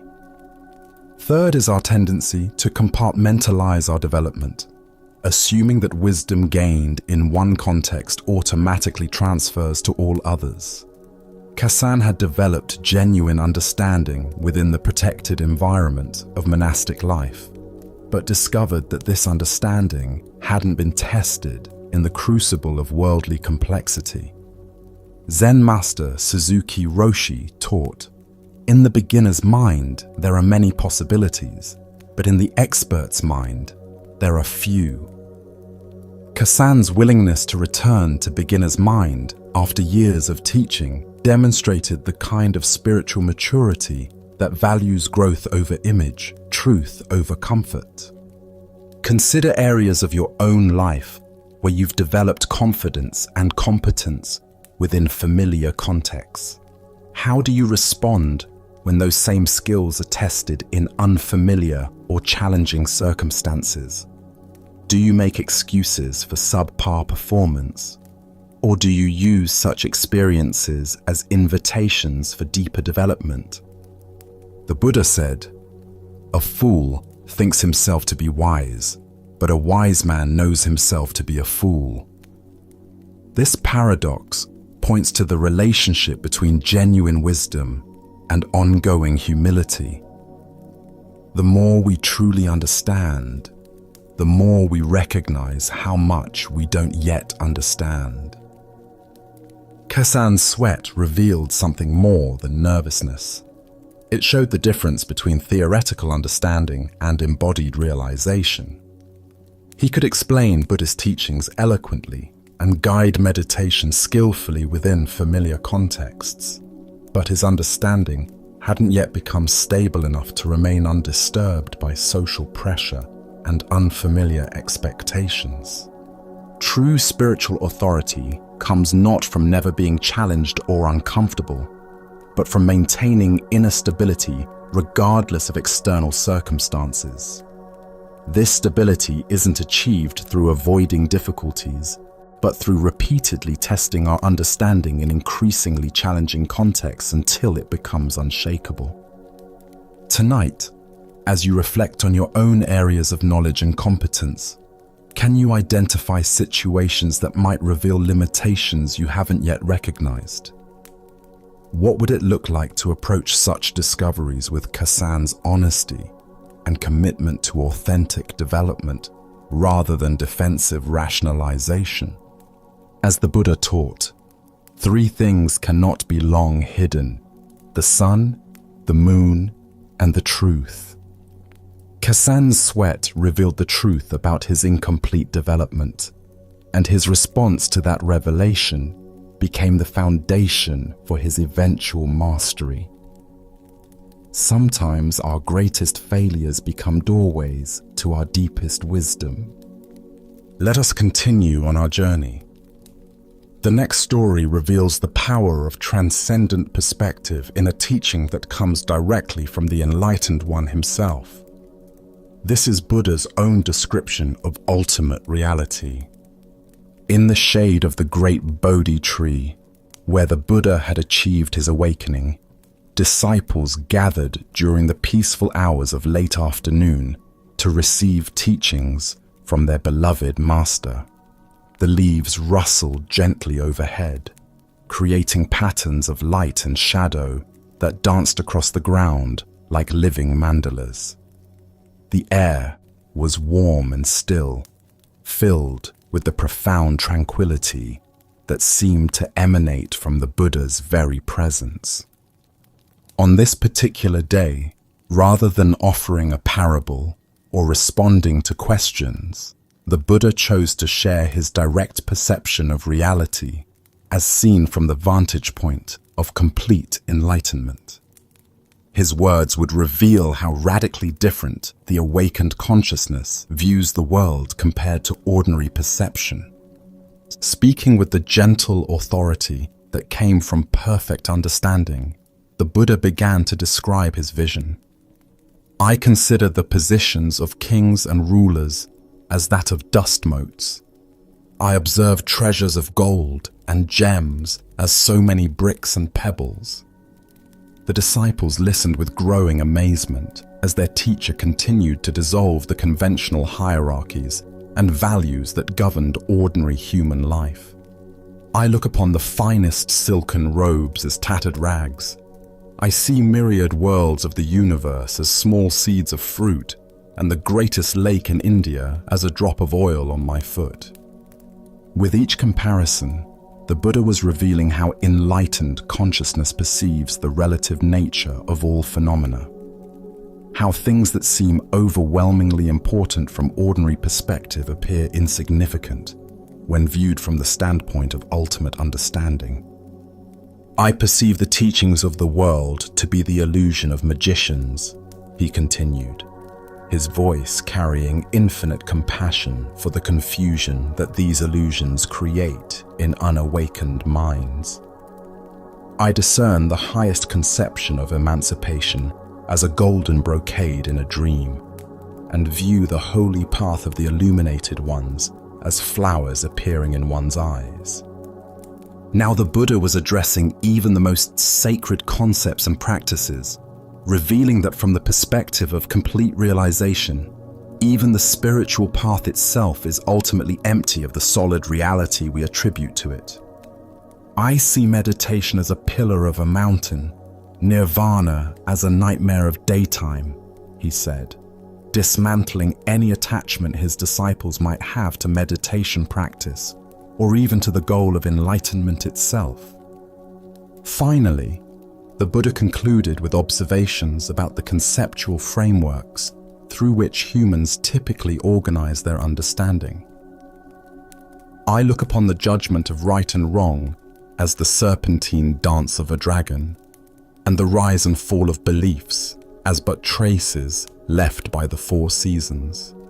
With these words, the Enlightened One revealed that even moral judgments and philosophical systems, however necessary they might be for ordinary human functioning, are ultimately as impermanent and insubstantial as dragon dances or seasonal changes. The disciples sat in stunned silence, their conventional understanding of reality thoroughly challenged by this glimpse into awakened perception. Everything they had considered solid, important, and real had been revealed as temporary, relative, and ultimately empty of inherent significance. The Buddha taught, form is emptiness, emptiness is form. Form does not differ from emptiness. Emptiness does not differ from form. This fundamental teaching of Buddhism underlies every comparison he made in describing his enlightened perception, the recognition that all phenomena are empty of permanent, independent existence, while simultaneously manifesting as the play of consciousness itself. Why is it so difficult for unawakened minds to grasp this perspective? Buddhist psychology explains that our ordinary consciousness is constructed through layers of conceptual filters that create the appearance of solid, separate, and permanent phenomena. We become so identified with these mental constructions that we mistake them for ultimate reality itself. First is our tendency toward reification, treating abstract concepts, social constructions, and temporary appearances as if they possessed solid, unchanging essence. We see king and beggar as fundamentally different categories rather than as temporary roles being played by the same underlying Buddha nature. Second is our attachment to relative comparisons as absolute truths. We believe that gold is inherently more valuable than pebbles, that palaces are inherently superior to simple dwellings, or that spiritual achievement makes someone inherently better than ordinary people. The Buddha's vision reveals these as conventional agreements rather than ultimate realities. Third is our identification with the content of consciousness rather than with consciousness itself. We become so absorbed in the constantly changing parade of thoughts, emotions, perceptions, and experiences that we lose contact with the unchanging awareness within which all these phenomena arise and pass away. Zen Master Nagarjuna taught, all phenomena are neither existent nor non-existent, but are like a magical display, a mirage, clouds in the sky, foam on water, a dream, or an echo. This points to the middle way between believing things are absolutely real and believing they don't exist at all, recognizing them as appearances within consciousness that have conventional but not ultimate reality. Consider how your own perspective might shift if you could see through Buddha's eyes, even briefly. The urgent email that feels so important, the social status you're trying to maintain, the political beliefs you defend so passionately, the spiritual achievements you're proud of.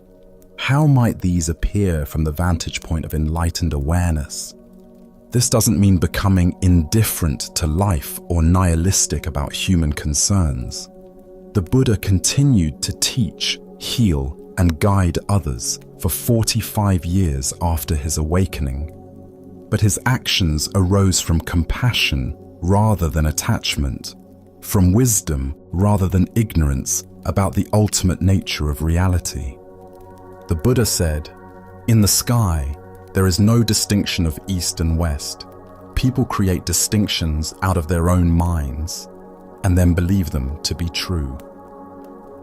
Our conventional world is full of such mentally created distinctions that we then treat as absolute reality: rich and poor, success and failure, spiritual and mundane, sacred and ordinary. Buddha's vision reveals that these distinctions, while useful for practical purposes, are ultimately as insubstantial as directions in infinite space. They exist within consciousness, but have no independent reality outside of the minds that create and maintain them. This teaching also illuminates the paradox of spiritual practice itself. We use meditation to go beyond meditation, employ concepts to transcend conceptual thinking, and follow a path that ultimately reveals there is nowhere to go and nothing to achieve.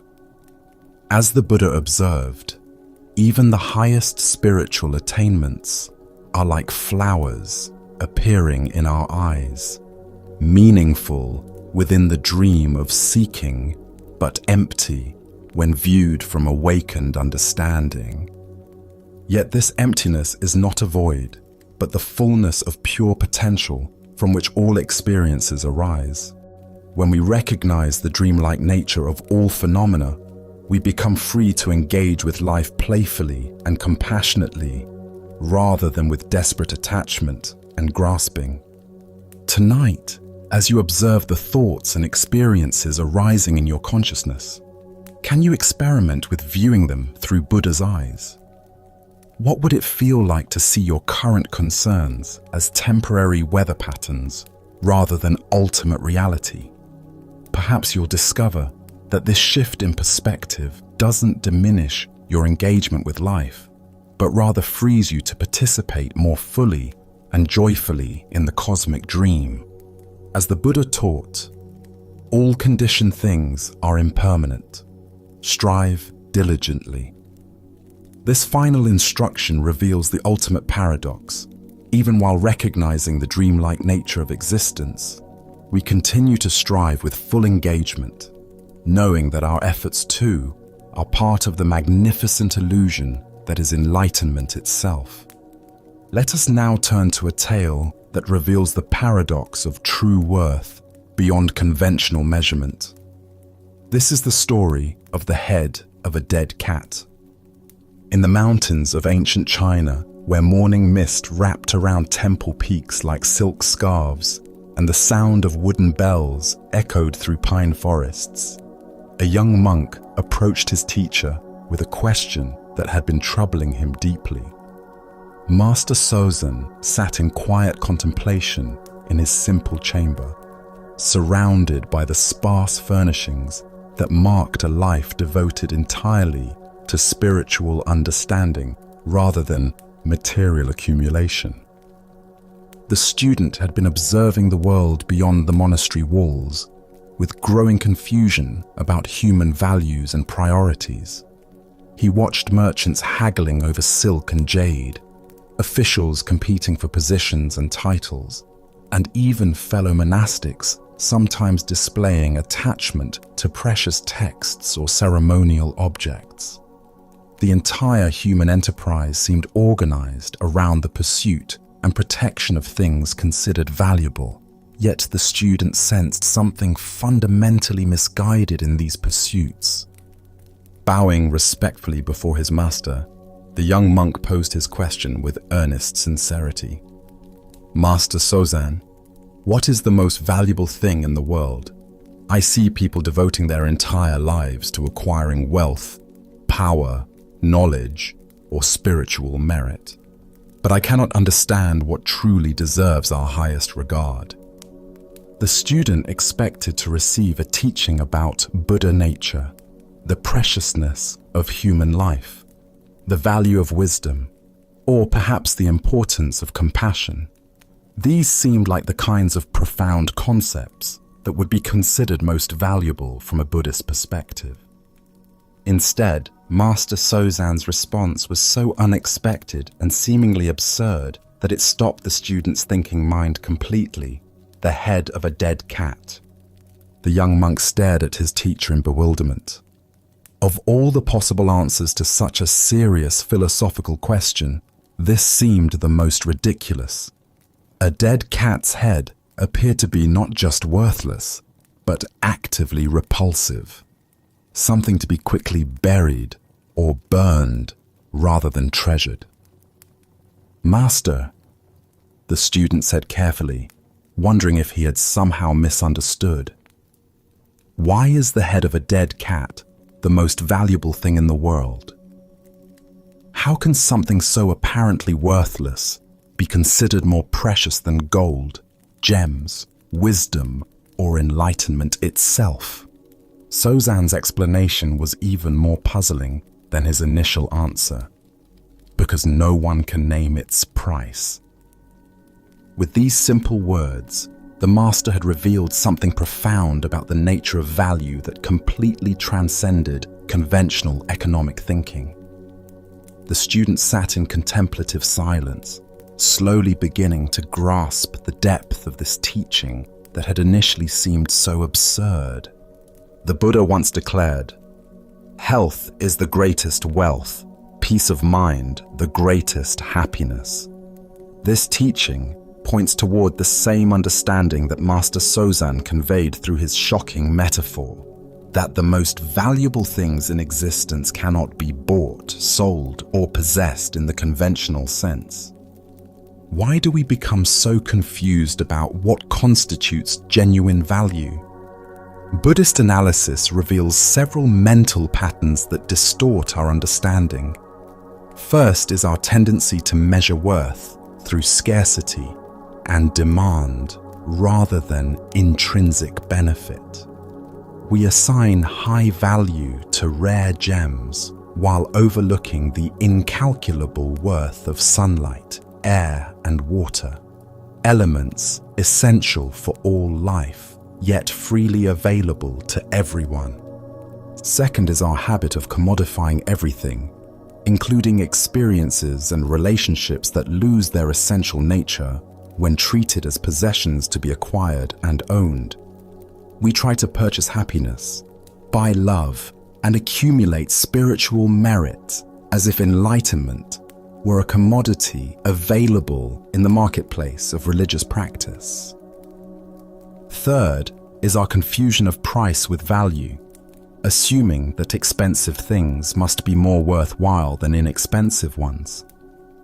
This economic thinking infiltrates every aspect of life, leading us to undervalue simple pleasures, ordinary moments, and freely given kindness while overvaluing branded experiences and status symbols.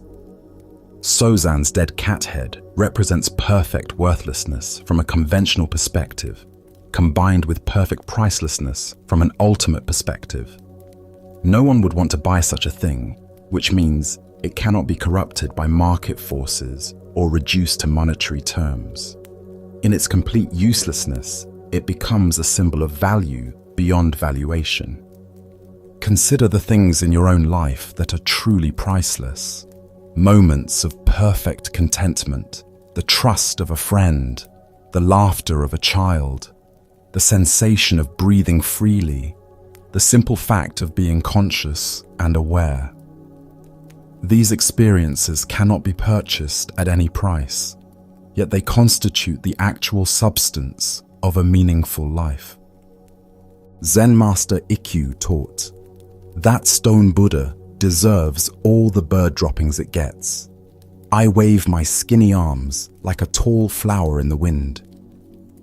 This irreverent observation points to the same understanding, that sacredness cannot be captured in objects or concepts, no matter how revered or expensive they might be. The Buddha said, "Do not overrate what you have received, nor envy others. Those who envy others do not obtain peace of mind." This teaching reveals how our preoccupation with comparative value, having more or better things than others, actually prevents us from recognizing the immeasurable wealth we already possess. Modern consumer culture depends entirely on our forgetting Sozan's teaching. Advertising works by convincing us that happiness, status, identity, and fulfillment can be purchased, that the right products, experiences, or lifestyles will provide the satisfaction we seek. But every purchase eventually reveals its limitations, leading to the endless cycle of acquisition and disappointment. The dead cat's head also represents something profound about the nature of reality itself.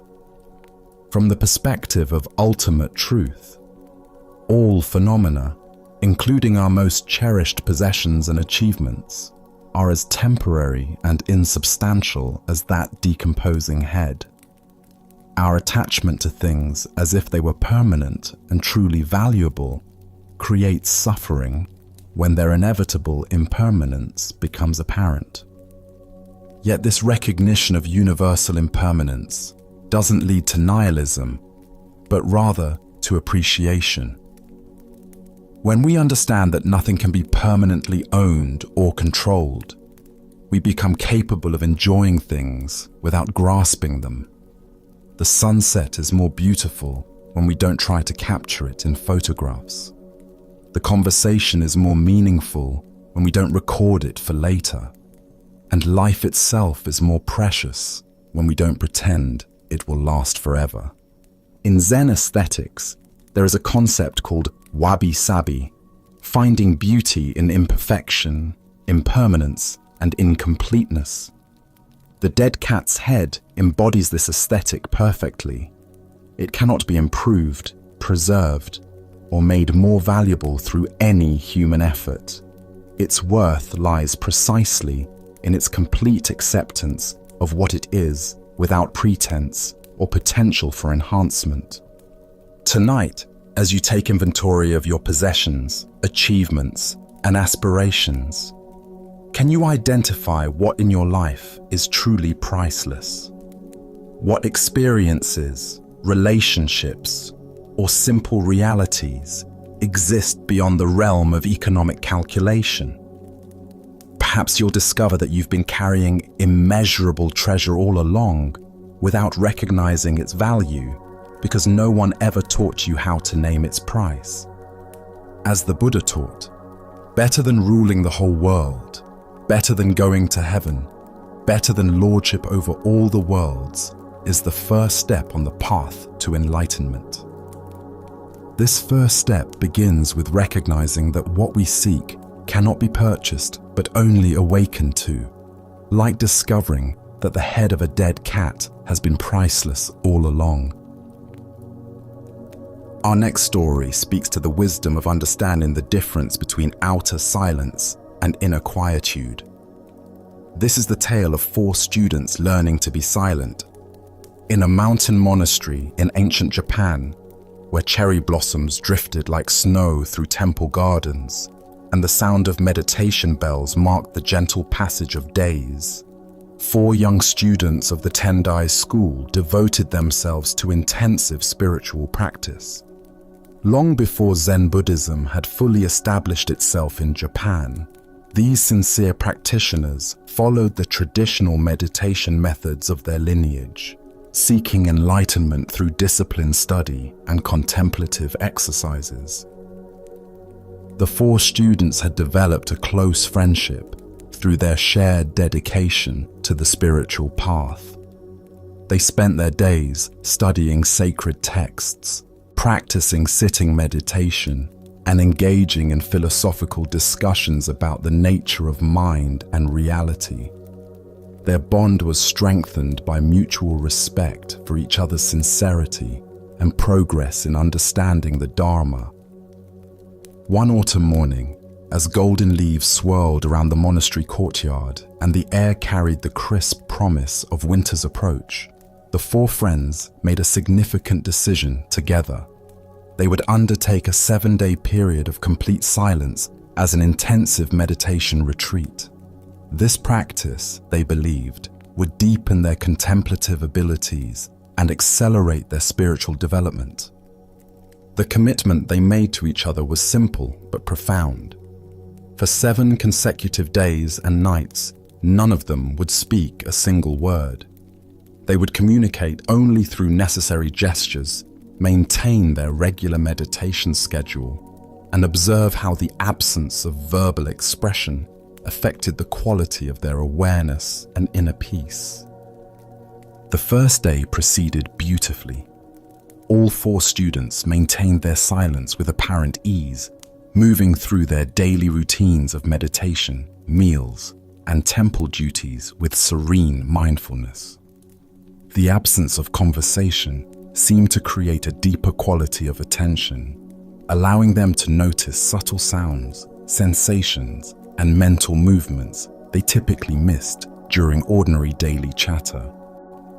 As evening approached and the oil lamps cast flickering shadows across the meditation hall, the peaceful atmosphere of their retreat seemed perfectly established. The students felt confident in their ability to maintain this silence for the remaining 6 days, and their meditation had indeed begun auspiciously. However, as night deepened and the oil lamps began to burn low, their commitment faced its first test. The dancing flames grew dimmer and dimmer, threatening to leave the meditation hall in complete darkness. One of the students, noticing that a temple servant was nearby, found himself unable to tolerate the practical problem of inadequate lighting. "Fix those lamps," he called out to the servant, his voice cutting through the silence like a sharp blade through silk. The words escaped before he could stop them, motivated by his desire to maintain proper conditions for their meditation practice. But the moment he spoke, he realized with dismay that he had broken the very vow he had made only hours earlier. The second student was astonished to hear his friend speak. He had assumed that all 4 would maintain their commitment with equal determination. His surprise and disappointment overcame his own resolve to remain silent. "We are not supposed to say a word," he remarked to the first student, his tone carrying a mixture of reproach and disbelief. No sooner had these words left his mouth than he too realized the irony of his situation. In the very act of reminding his friend about their vow of silence, he had violated that same vow himself. The third student had been watching this exchange with growing incredulity. How could his 2 friends be so obviously hypocritical, breaking their silence in order to discuss their silence? His sense of superiority and judgment overcame his own commitment to remaining quiet. "You 2 are stupid. Why did you talk?" he asked, his voice filled with criticism and self-righteousness. Even as the words emerged, he recognized the absurdity of his position. In criticizing others for speaking, he had spoken himself, falling into the exact same trap he was condemning. The 4th student had observed this entire sequence with a mixture of amusement and dismay. He watched each of his friends succumb to the same pattern of breaking their vow while attempting to address or criticize others for breaking their vows. Feeling quite pleased with his own superior discipline and self-control, he made his own fatal mistake. "I am the only one who has not talked," he concluded with obvious pride and satisfaction. With these words, the 4th student completed the comedy of errors. In the very act of congratulating himself for maintaining silence, he destroyed his own accomplishment. The irony was perfect. Each student had broken their vow while focusing on the failure of others to maintain theirs. As the Buddha taught, better than 1,000 useless words is one word that brings peace. This teaching illuminates the deeper issue revealed by the 4 students' experience, that true silence is not merely the absence of speech, but the presence of inner tranquility that remains undisturbed by external circumstances. Why do we find it so difficult to maintain the commitments we make to ourselves and others? Buddhist psychology identifies several mental patterns that create this challenge. First is our tendency toward reactive behavior, automatically responding to situations without the pause of mindful awareness that would allow us to remember our deeper intentions. The first student reacted to the practical problem of dim lighting without considering how his response would affect his spiritual commitment. His attachment to comfortable meditation conditions overwhelmed his dedication to silence practice. Second is our habit of monitoring others' behavior while remaining unconscious of our own patterns. The second and third students were so focused on their friends' failures that they became blind to their own identical mistakes. This outward focus prevents the self-awareness necessary for maintaining inner discipline. Third is our tendency towards spiritual pride and competitive comparison. The fourth student's satisfaction with his supposed superiority created the very conditions for his downfall. His ego gratification became more important than his actual practice. Zen master Huangpo taught, "Your everyday mind, that is the way. When you try to turn toward it, you move away from it." This points to the fundamental paradox the students encountered. The more they tried to enforce silence through willful effort and mutual monitoring, the further they moved from genuine quietude. Consider situations in your own life where good intentions have been undermined by reactive patterns, judgment of others, or spiritual pride. Perhaps you've committed to a meditation schedule only to abandon it when circumstances became challenging. Maybe you've criticized others for behaviors you yourself display. Or you might have felt superior to those struggling with issues you believe you've mastered. The Buddha said, "Hatred is never appeased by hatred in this world. By non-hatred alone is hatred appeased. This is a law eternal." This same principle applies to the inner noise that true silence seeks to address. We cannot achieve inner quiet through forceful suppression of thoughts or aggressive monitoring of our mental state. Real silence emerges naturally when we stop struggling with the contents of consciousness and instead rest in the awareness that observes all mental activity without being disturbed by it. The students were trying to create silence by controlling external expression while ignoring the internal commentary that was generating their reactive responses. The story also reveals how spiritual practice can become corrupted by ego involvement. Each student transformed their meditation retreat into an opportunity for self-congratulation or criticism of others. Their focus shifted from inner development to comparative performance, missing the point of the practice entirely. True spiritual discipline requires what Buddhist teachers call right effort, sustained attention that is neither too tight nor too loose, neither forcing nor passive. Like tuning a stringed instrument, our practice needs to find the middle way between extremes of tension and relaxation. Tonight, as you notice the constant stream of internal commentary that accompanies your daily experience, can you experiment with genuine silence? Not the suppression of thoughts, but the recognition of the awareness in which all thoughts arise and pass away.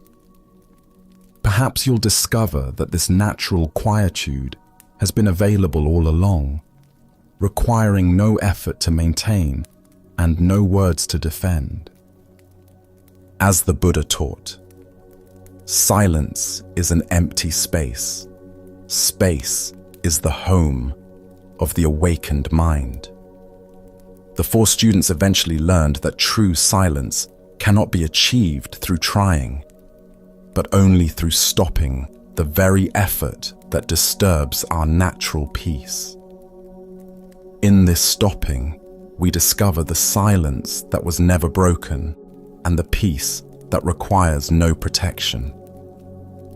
Now let us explore a story that illuminates the power of uncompromising honesty over flattering deception. This is the tale of the Blockhead Lord. In the rolling hills of feudal Japan, where ancient castles overlooked terraced rice fields and cherry trees lined the roads like rows of praying monks, a wealthy provincial lord found himself drawn to the profound teachings of Zen Buddhism. His castle, adorned with painted screens and surrounded by meticulously maintained gardens, housed extensive libraries and attracted scholars from across the realm. Yet he felt a persistent emptiness that material luxury and intellectual pursuits could not fill. Having heard of Zen's promise to reveal the true nature of mind directly, without dependence on scriptures or elaborate philosophical systems, the Lord decided to invite prominent Zen teachers to his estate. His intention was to study with them and potentially sponsor the construction of a temple that would bring the benefits of Zen practice to his domain. Two renowned masters accepted his invitation, Daigu and Gudo, each known throughout the region for their wisdom and different teaching styles. The Lord looked forward to meeting these distinguished teachers and expected that their presence would bring great honor to his household, while advancing his own spiritual development. When the day arrived for their visit, the Lord received the two masters with elaborate ceremony in his finest reception hall. Silk cushions were arranged precisely, rare incense filled the air with delicate fragrance, and servants moved silently to ensure every detail reflected the respect due to such esteemed guests. The Lord presented himself with the dignity appropriate to his station, while attempting to display the humility suitable for a spiritual seeker. He hoped to make a favorable impression that would encourage the masters to accept him as a worthy student and possibly agree to establish a teaching center under his patronage. Master Gudo spoke first, his manner courteous and encouraging. After observing the Lord's obvious sincerity and evident intelligence, he offered what seemed like appropriate recognition. "Your Lordship, it is clear that you are wise by nature and possess an inborn ability to learn Zen. Your quick understanding and natural depth suggest that you will make excellent progress in our practice." The Lord felt gratified by this assessment, which confirmed his own sense that he possessed special qualities that would enable rapid spiritual advancement. Gudo's words suggested that Zen study would be a natural fit for someone of his intellectual gifts and spiritual sensitivity. However, Master Daigu's response was shockingly different. "Nonsense," he said bluntly, his voice cutting through the polite atmosphere like a sword through silk. "Why do you flatter this blockhead? He may hold the title of Lord, but he doesn't know anything genuine about Zen or authentic spiritual understanding." The hall fell into stunned silence. No one had ever spoken to the Lord with such direct criticism, especially not in his own home and in the presence of guests. Servants exchanged glances of alarm, uncertain how their master would respond to such unprecedented disrespect. The Lord himself was initially shocked by Daigu's harsh assessment. Here was a man who had traveled considerable distance to accept his hospitality, only to insult him publicly and dismiss his spiritual capacities entirely. The natural response would have been anger, wounded pride, and immediate dismissal of such an ungrateful guest. But something in Daigu's directness struck the Lord as more authentic than Gudo's diplomatic encouragement. There was a quality of fearless honesty in the master's words that carried its own authority. Rather than speaking from political calculation or desire to please, Daegu seemed to be responding from pure perception of truth, regardless of consequences. The Lord recognized that Gudo's flattery, while pleasant to hear, was probably more about maintaining harmonious relations than providing accurate assessment. Daegu's criticism, though painful, had the ring of someone who cared more about spiritual truth than social comfort. After careful consideration, the Lord made a decision that surprised everyone present, including himself. Instead of building a temple for Gudo, who had praised his abilities and promised easy progress, he chose to build it for Daegu, who had called him a blockhead and dismissed his understanding. Furthermore, he committed himself to studying Zen under Daegu's demanding guidance, knowing that this teacher would continue to challenge his assumptions and refuse to coddle his ego. The Lord intuited that such uncompromising honesty, however uncomfortable, offered the best possibility for genuine spiritual development. Under Daegu's instruction, the Lord discovered that real Zen practice involved the continual dismantling of pride, pretension, and false understanding. Rather than confirming his special qualities, the training revealed the depth of his ignorance and the subtlety of his self-deception. As the Buddha taught, a friend who is not in need is a friend indeed. This teaching points to the profound difference between those who tell us what we want to hear and those who tell us what we need to hear for genuine growth and development. Why do we so readily prefer comfortable lies over challenging truths? Buddhist psychology identifies several ego patterns that create this preference. First is our attachment to self-image and the stories we tell ourselves about our abilities, intelligence, and spiritual advancement. We naturally gravitate toward people and teachings that confirm these flattering narratives while avoiding those that question them. Gudo's approach appealed to the Lord's desire to see himself as naturally gifted and destined for easy spiritual success. This kind of encouragement feels good initially, but often prevents the deep questioning and ego dissolution necessary for authentic awakening. Second is our tendency to confuse kindness with enabling and mistake honesty for cruelty. We often interpret direct feedback as personal attack, rather than recognizing it as the gift of clear perception offered without ulterior motive. Daegu's apparent harshness was actually the deepest form of compassion, the willingness to speak truth regardless of its reception, motivated by genuine concern for the Lord's spiritual welfare rather than personal comfort or political advantage. Third is our inclination to choose teachers and advisors based on how they make us feel, rather than on their capacity to help us grow. We seek confirmation of our existing understanding, rather than transformation of our limited perspective. Zen Master Linji taught, "If you meet the Buddha on the road, kill him." This radical instruction points to the necessity of destroying all fixed concepts and comfortable assumptions, including those about our own spiritual accomplishments and natural abilities. Consider the feedback you receive in various areas of your life and notice your reactions to different types of responses. Do you find yourself drawn to those who praise your abilities while dismissing those who point out areas for improvement? How do you distinguish between genuine encouragement and empty flattery?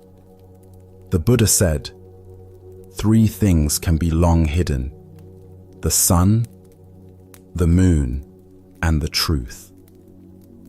Daegu's willingness to speak uncomfortable truth created conditions where authentic learning could occur, while Gudo's diplomatic approach, however well-intentioned, obscured rather than revealed the Lord's actual spiritual condition.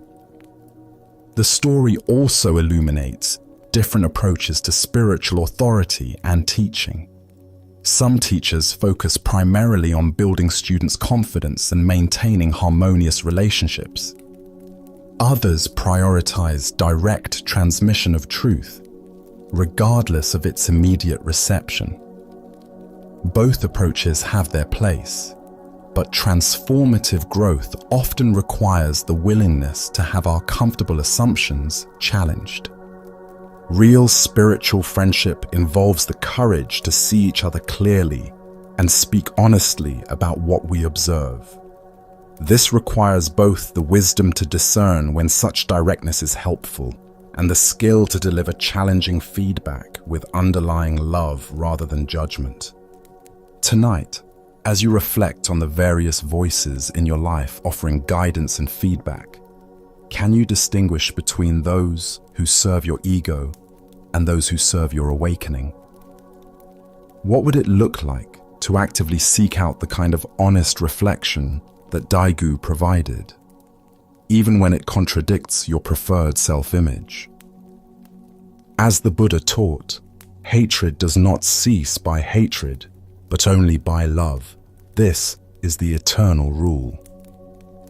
Sometimes the deepest love expresses itself through the willingness to risk relationship for the sake of truth, offering the hard medicine of reality rather than the sweet poison of comfortable delusion.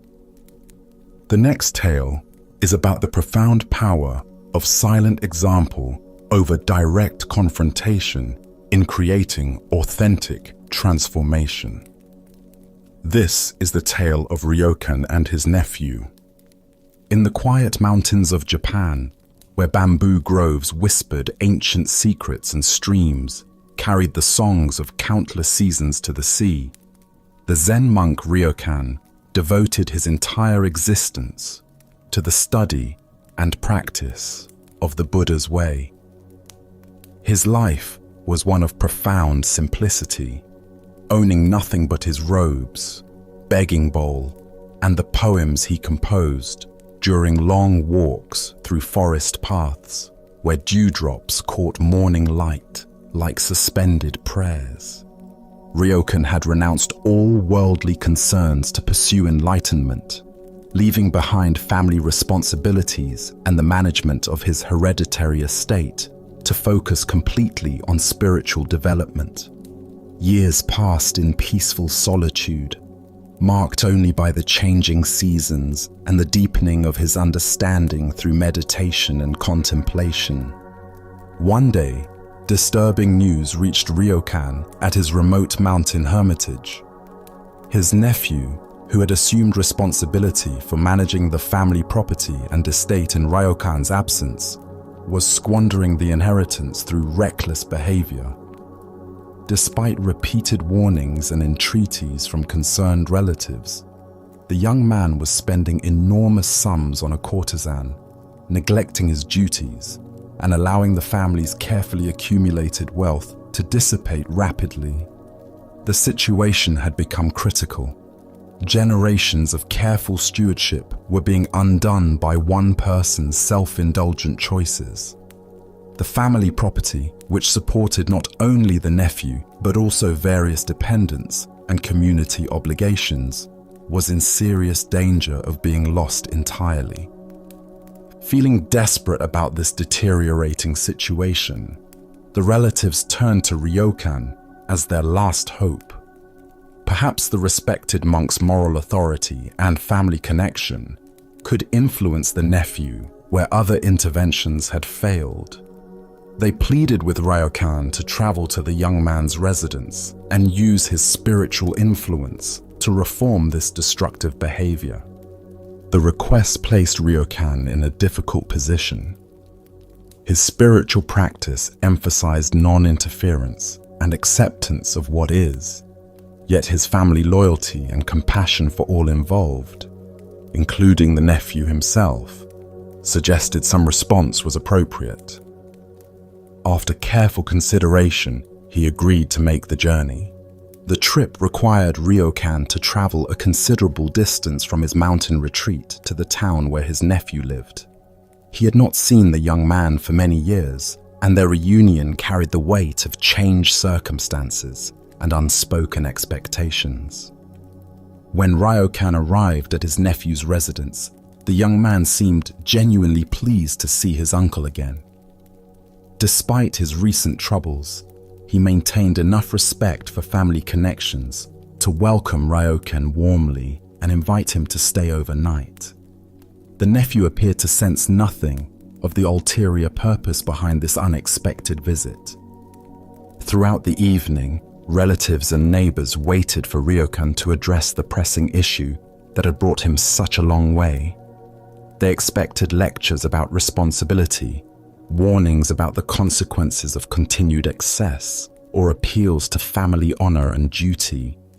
Surely, a respected Zen teacher would use this opportunity to provide moral guidance and practical counsel. But Ryokan said nothing about the courtesan, the wasted money, or the concerns of the family. Instead, he spent the entire night in silent meditation, sitting motionless in the traditional posture while his nephew slept nearby. The old monk's presence filled the room with profound tranquility, demonstrating through his bearing the peace that comes from a life devoted to spiritual cultivation. When morning came and Ryokan prepared to depart, the relatives' anticipation reached its peak. Surely now he would deliver the confrontational message they had requested, the direct challenge to the nephew's behavior that might shock him into reformation. Instead, as Ryokan gathered his few possessions, he made a simple request that seemed completely unrelated to the serious purpose of his visit. "I must be getting old," he said with gentle humility. "My hands shake so much these days. Will you help me tie the string of my straw sandal?" The nephew responded immediately with natural kindness, kneeling to assist his elderly uncle with the simple task. His movements were careful and respectful, showing genuine concern for his relative's physical limitations. "Thank you," Ryokan said softly when the sandal was secured. "You see, a man becomes older and feebler day by day. Take good care of yourself." With these words, the old monk departed, leaving everyone puzzled by his approach. He had never mentioned the courtesan, the financial irresponsibility, or the family's concerns. He had offered no lectures, made no demands, and issued no warnings about consequences. Yet, from that very morning, the nephew's dissolute behavior ended completely. The relationship with the courtesan was terminated, financial responsibility resumed, and the family estate was preserved. The transformation was immediate and lasting, though its mechanism remained mysterious to everyone except perhaps the nephew himself. The Buddha declared, "Your actions speak so loudly, I cannot hear what you are saying." This teaching illuminates the profound principle underlying Ryokan's approach, that authentic influence operates through the power of embodied wisdom, rather than through verbal persuasion or moral argument. Why did Ryokan's gentle, indirect approach succeed where direct confrontation had failed? Buddhist understanding reveals several factors that make silent example more powerful than verbal instruction. First is the natural human resistance to being told what to do, especially when we already know our behavior is problematic. Direct moral pressure often triggers defensive responses that strengthen rather than weaken destructive patterns. Second is the power of witnessing authentic spiritual presence to awaken our own deeper nature. The nephew spent an entire night in the company of someone who embodied the peace, simplicity, and wisdom that he himself had been seeking through external pleasures. This direct exposure to genuine contentment revealed the futility of his substitute satisfactions. Third is the impact of unconditional love and acceptance in creating space for transformation. Ryokan's refusal to judge or criticize allowed the nephew to see his own behavior clearly, without the defensive reactions that typically arise when we feel attacked or condemned. Zen Master Dogen taught, "To study the Buddha way is to study the self. To study the self is to forget the self." Ryokan's presence reminded his nephew of his own Buddha nature, the inherent wisdom and compassion that had been obscured by self-indulgent behavior but never destroyed. Consider situations in your own life where you've wanted to influence someone else's behavior, perhaps a family member's harmful habits, a friend's poor choices, or a colleague's problematic patterns. How often have direct confrontations and logical arguments actually created the changes you hope to see? The Buddha said, "Hatred does not cease by hatred, but only by love. This is the eternal rule." Ryokan understood that the nephew's self-destructive behavior arose from inner suffering and confusion rather than from malicious intent. Addressing this behavior with judgment and criticism would only increase the underlying pain that was driving it. The simple request for help with the sandal created a moment of genuine human connection that bypassed all the nephew's defensive mechanisms. In that moment of natural service, the young man experienced his own essential kindness and care for others, qualities that were incompatible with continued self-centered indulgence. Ryokan's comment about aging and fragility also served multiple purposes. It reminded the nephew of life's impermanence and the precious nature of time and relationships. It demonstrated humility and vulnerability rather than moral superiority, and it expressed genuine care for the nephew's well-being without any agenda or manipulation. The story also reveals something profound about the nature of true reformation. Lasting change rarely occurs through external pressure or forced compliance. Instead, it emerges when people reconnect with their own deeper values and natural wisdom. Ryokan created conditions for this reconnection without trying to force any particular outcome.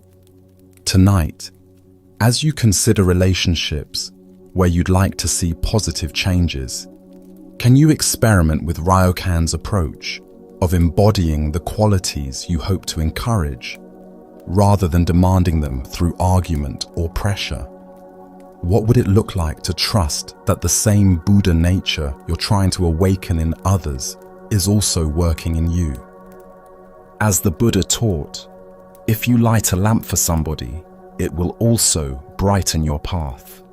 Ryokan's silent lamp of presence illuminated not only his nephew's way forward, but also demonstrated the profound effectiveness of love expressed through being rather than doing, through presence rather than preaching. Let us now explore a lesser-known Zen story that reveals profound wisdom about the nature of our emotional patterns. This is the teaching of Bankei and the ungovernable temper. Master Bankei sat in the peaceful courtyard of his temple, where late afternoon sunlight filtered through pine branches and cast gentle shadows on the weathered stone paths. His reputation for direct, uncompromising wisdom had spread throughout Japan, drawing seekers from distant provinces who hoped to receive teachings that could penetrate to the heart of their spiritual difficulties. On this particular day, a student approached with evident distress written across his features. His posture carried the weight of someone wrestling with a persistent inner demon, and his eyes reflected the frustration of many failed attempts at self-improvement. Bowing deeply before the master, he spoke with urgent sincerity about a problem that had plagued him for years. "Master Bankei," the student said, his voice tight with anxiety, I have an ungovernable temper that causes me great suffering and harms my relationships with others. When anger arises, it consumes me completely, and I say and do things I later deeply regret. Despite my best efforts to control this tendency, it continues to overwhelm me. How can I cure this terrible affliction? The student expected to receive meditation instructions, breathing techniques, or philosophical teachings about the nature of anger and its antidotes. Perhaps the master would prescribe specific practices for cultivating patience or methods for recognizing anger before it became destructive. Instead, Bankei's response was characteristically direct and unexpected. "You have something very strange indeed. Let me see what you have."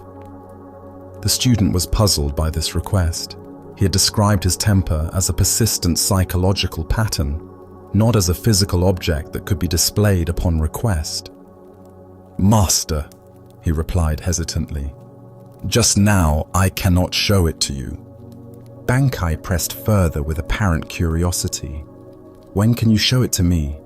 If this temper is truly yours, surely you can produce it for examination." "It arises unexpectedly," the student explained, growing more confused by the direction of this conversation. "I never know when it will appear, and when it does, it seems to have a life of its own." "Then," concluded Bankei, with gentle but absolute authority, "it must not be your own true nature. If it were genuinely yours, you could show it to me at any time, just as you can show me your hand or your face whenever requested." The master continued with devastating logic. "When you were born, you did not have this ungovernable temper. Your parents did not give it to you as they gave you your eyes or your nose.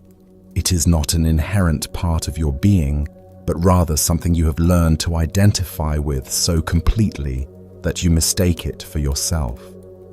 "Think that over," Bankei concluded, leaving the student to contemplate the implications of this radical reframing. The Buddha once proclaimed, "You are not your thoughts, you are not your emotions, you are not your body. You are the awareness that observes all these phenomena arising and passing away." This teaching points directly to the profound shift in understanding that Bankei offered his troubled student. The recognition that we are not identical with our psychological patterns, no matter how persistent or overwhelming they might seem. Why do we so readily identify with our emotional reactions and mental habits? Buddhist psychology reveals several factors that create this confusion. First is our tendency toward reification, treating temporary mental formations as if they were solid, permanent aspects of our identity. We say, "I am an angry person," rather than "anger sometimes arises in awareness." This linguistic habit reflects a deeper conceptual error. We merge with our experiences so completely that we lose sight of the awareness in which they appear. The student had become so identified with his anger pattern that he couldn't imagine himself without it, even though this very pattern caused him considerable suffering. Second is our belief that persistent patterns must be fundamental aspects of our nature. Because the student's temper had appeared regularly over many years, he assumed it was an unchangeable characteristic rather than a learned response that could be unlearned through understanding and practice. Third is our failure to recognize the space between stimulus and response, the moment of choice that exists even in the most automatic seeming reactions. Viktor Frankl, a Holocaust survivor and psychologist, expressed this principle. Between stimulus and response, there is a space. In that space is our power to choose our response. In our response lies our growth and our freedom. Bankei's teaching method reveals something profound about the nature of authentic spiritual inquiry. Rather than providing techniques for managing anger, he questioned the fundamental assumption underlying the student's problem, the belief that this temper was actually his to manage. Consider your own persistent emotional patterns or psychological tendencies that you consider unchangeable aspects of your personality. Perhaps you identify as an anxious person, naturally impatient, or prone to depression. How might your relationship to these patterns shift if you recognize them as temporary weather systems passing through the sky of awareness rather than as permanent features of your psychological landscape? Zen Master Huangpo taught, "Your ordinary mind, that is the way." This ordinary mind is not the collection of thoughts, emotions, and reactions we typically identify with, but rather the natural awareness that remains present and undisturbed, regardless of what mental phenomena arise within it. The Buddha said, "All things arise, dwell, and dissolve back into awareness, like clouds forming and dissolving in the sky." Bankei's teaching pointed the student toward this sky-like nature of mind, the space within which anger arises and passes away, but which is never actually angry itself. This doesn't mean we should suppress or deny difficult emotions when they arise. Rather, it invites us to recognize our true nature as the awareness that can observe and hold all emotional states without being defined or limited by them. When we understand this, we can experience anger fully when it arises while knowing that it will pass and that our essential nature remains untouched. The implications of this understanding extend far beyond anger management. If we are not our thoughts, emotions, habits, or personal history, then what are we? This question points toward the heart of Zen inquiry, the direct recognition of our Buddha nature that exists prior to and independent of all temporary psychological formations. Bankei's approach also demonstrates the power of questioning our basic assumptions, rather than trying to fix problems at the level where we think they exist. The student was looking for better ways to control his anger, but Bankei revealed that the entire framework of my anger was based on a misunderstanding. In practical terms, this teaching suggests that when difficult emotions arise, we can ask ourselves, who is experiencing this? What is aware of this anger, anxiety, sadness? This inquiry naturally creates space between the observer and the observed, reducing the likelihood of complete identification with temporary emotional states. Tonight, as you notice thoughts and emotions arising in your awareness, can you experiment with Bankei's perspective? What would it feel like to observe these mental phenomena as temporary visitors in the space of consciousness rather than as defining characteristics of who you are? As the Buddha taught, form is emptiness. Emptiness is form. Our psychological patterns appear real and solid from one perspective, but when examined closely, they reveal themselves to be as insubstantial as clouds in an empty sky.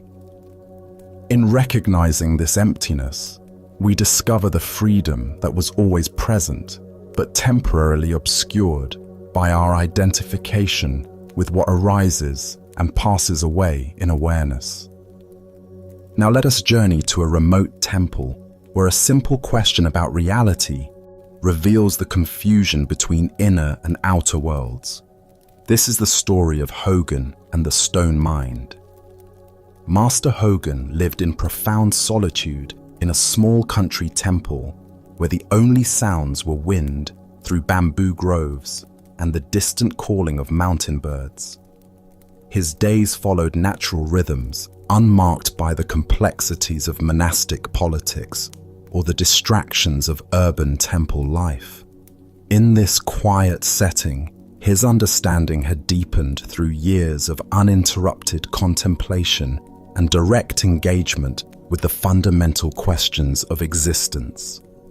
One crisp autumn day, when maple leaves drifted like scarlet prayers across the temple grounds, 4 traveling monks appeared at Hogan's gate. They had been journeying between monasteries, studying with different teachers, and engaging in the kind of philosophical discussions that young practitioners often mistake for genuine spiritual inquiry. The travelers respectfully requested permission to make a fire in the temple yard to warm themselves before continuing their journey. Hogan welcomed them with natural hospitality, offering shelter and the simple comfort of shared warmth on a cold day. As the monks gathered wood and kindled their fire, their conversation resumed the intense philosophical debate they had apparently been conducting throughout their travels. Their voices carried the earnest intensity of those convinced that intellectual understanding could resolve the deepest mysteries of existence. Hogan overheard them arguing passionately about subjectivity and objectivity, a classic philosophical problem that had occupied Buddhist scholars for centuries. They debated whether external objects exist independently of consciousness, or whether everything we perceive is merely a projection of mind. Their discussion grew increasingly abstract and theoretical, with each monk defending his position through citations of various texts and logical arguments. Observing their intellectual wrestling match with compassionate amusement, Hogan decided to join their conversation. He approached the fire where the 4 monks sat warming their hands and offered a simple question that would cut through their elaborate philosophical constructions. "There is a big stone over there," Hogan said, gesturing toward a large boulder near the temple entrance. "Do you consider it to be inside or outside your mind?" The monks paused their debate, recognizing that their host was proposing a practical test of their theoretical understanding. This was exactly the kind of concrete application they needed to resolve their abstract arguments. One of the monks, confident in his grasp of Buddhist philosophy, responded immediately. "From the Buddhist viewpoint, everything is an objectification of mind. All phenomena are mental constructions, projections of consciousness itself. Therefore, I would say that the stone is inside my mind." His answer reflected sophisticated understanding of certain Buddhist teachings about the interdependence of subject and object, the role of consciousness in constructing experience, and the ultimate emptiness of independently existing phenomena. He felt pleased with this demonstration of his philosophical sophistication. Hogan's response was devastating in its simplicity. "Your head must feel very heavy if you are carrying around a stone like that in your mind." The directness of this observation cut through all the monks' elaborate theorizing, revealing the absurdity that results when we mistake intellectual concepts for lived reality. The other monks fell silent, suddenly aware that their heated philosophical debate had somehow missed the point entirely. The Buddha once declared, "Do not believe in anything simply because you have heard it spoken of many times. Do not believe in anything merely because it is written in your religious books. But after observation and analysis, when you find that anything agrees with reason and is conducive to the good and benefit of one and all, then accept it and live up to it." This teaching illuminates the trap that the traveling monks had fallen into, substituting intellectual knowledge about reality for direct experience of reality itself. Their debate about subjectivity and objectivity had become an elaborate mental construction that obscured rather than revealed the simple immediacy of their actual situation. Why do we so readily get lost in conceptual understanding while missing direct experience? Buddhist analysis identifies several mental habits that create this confusion. First is our tendency to prefer thinking about life to actually living it. The monks were so engaged in debating the nature of perception that they lost contact with the simple act of perceiving itself. Second is our attachment to philosophical positions and the identity we derive from holding sophisticated views. Each monk had invested considerable intellectual pride in his understanding of Buddhist philosophy, making it difficult to abandon these concepts even when they proved inadequate to actual experience. Third is our confusion of the map with the territory, mistaking conceptual descriptions of reality for reality itself. Buddhist teachings about the mind-only nature of experience are skillful pointers toward direct realization, not literal descriptions to be believed and defended intellectually. Hogan's response demonstrates the Zen emphasis on immediate practical wisdom over abstract philosophical speculation. His comment about the heavy head wasn't meant to ridicule the monk's intelligence, but rather to point out the practical consequence of taking conceptual teachings too literally. Consider how often your own thinking becomes trapped in similar conceptual constructions. Perhaps you debate whether events happen for a reason versus by pure chance, whether free will exists or everything is predetermined, or whether consciousness is produced by the brain or exists independently. These philosophical positions, however sophisticated, can become barriers to direct engagement with life as it actually unfolds. Zen master Dogen taught, "To study the Buddha way is to study the self. To study the self is to forget the self. To forget the self is to be actualized by myriad things." This forgetting of conceptual self happens when we stop trying to figure out reality intellectually and instead allow ourselves to be fully present to immediate experience. The stone in Hogan's story represents the simple facticity of existence, things as they are before we overlay them with interpretations, categories, and philosophical frameworks. From one perspective, the stone is outside mind, in that it has apparent solidity and occupies space. From another perspective, it's inside mind, in that our experience of it depends entirely on consciousness. But these perspectives are both concepts arising within awareness itself. The Buddha said, "All conditioned things are impermanent. Work out your salvation with diligence." This work of salvation doesn't happen through resolving philosophical debates, but through direct insight into the nature of experience itself. When we stop carrying around heavy conceptual stones in our minds, we become available to the lightness and immediacy of unconditioned awareness. Hogan's teaching method reveals something important about authentic spiritual instruction. Rather than engaging the monk's philosophical debate on its own terms, he offered a practical demonstration that exposed the limitations of their entire approach. True teaching often works by undermining our attachment to the very questions we think are most important. The story also points to the middle way between extreme philosophical positions.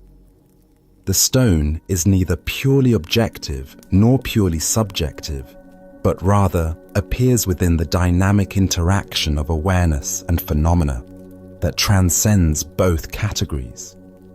This understanding comes not through intellectual analysis, but through the direct recognition of how experience actually occurs. Tonight, as you encounter the various stones in your environment, the objects, people, and situations that make up your immediate experience, can you notice them without immediately overlaying conceptual interpretations? What would it feel like to experience things directly rather than through the filter of philosophical positions about their ultimate nature? As the Buddha taught, better than 1,000 hollow words is one word that brings peace. Hogan's simple observation about the heavy head brought more genuine understanding than hours of sophisticated philosophical debate. Sometimes the most profound truths are hidden in the most obvious places, waiting to be discovered through direct seeing rather than conceptual thinking. Our next story speaks to the wisdom of understanding what constitutes genuine abundance and lasting happiness. This is the tale of Sengai and real prosperity. In the flourishing merchant quarters of Edo period Japan, where silk banners announced successful enterprises and the sound of coins rang through bustling marketplaces, a wealthy businessman had achieved everything that society defined as success. His trading ventures spanned multiple provinces. His warehouses overflowed with valuable goods, and his family enjoyed the finest luxuries available to the merchant class. Yet, despite his material accomplishments, the rich man felt troubled by concerns about the future. He had witnessed other prosperous families lose their fortunes through poor decisions, changing economic conditions, or simple misfortune. The impermanence that seemed to govern all worldly affairs filled him with anxiety about preserving his family's prosperity for future generations. Having heard of the wisdom and insight possessed by Zen masters, the wealthy merchant decided to seek spiritual guidance for his temporal concerns. He approached Master Sengai, whose reputation for profound understanding had spread throughout the region, carrying with him an expensive sheet of specially prepared paper and fine calligraphy materials. The merchant's request reflected the common belief that spiritual authority could somehow guarantee worldly success. "Master Sengai," he said with respectful deference, "I would be deeply honored if you would write something for the continued prosperity of my family, words of wisdom or blessing that might be treasured from generation to generation and help ensure our good fortune continues." He expected to receive an elegant poem about abundance, a prayer for divine protection, or perhaps philosophical reflections on the principles of successful business conduct. Such a document, written by a respected spiritual teacher, would become a family heirloom that could guide and inspire future generations while providing supernatural protection for their material well-being. Sengai accepted the request and the expensive paper without comment. Taking up his brush with careful deliberation, he composed his calligraphy with the same attention he might give to copying a sacred sutra. When he had finished, he presented the document to the eager merchant. The wealthy man unrolled the scroll expectantly, confident that he would find profound wisdom expressed in beautiful characters. Instead, he read 3 simple lines that seemed to mock his request. "Father dies, son dies, grandson dies." The merchant's face flushed with anger and disbelief. He had approached this renowned teacher with sincere respect and a genuine request for spiritual guidance, only to receive what appeared to be a cruel joke about death and loss. "Master," he said with barely controlled indignation, "I asked you to write something for the happiness and prosperity of my family. Why do you make such a mockery of my sincere request?" Sengai's response was delivered with gentle patience. as if explaining something obvious to a confused child. No joke is intended whatsoever. What I have written represents the deepest possible blessing for your family's true prosperity. The master continued his explanation with compassionate directness. If before you yourself die, your son should pass away, this would cause you the most profound grief imaginable. If your grandson should die before your son, both of you would be utterly broken-hearted. The natural order would be disrupted, and your family would suffer the greatest possible tragedy.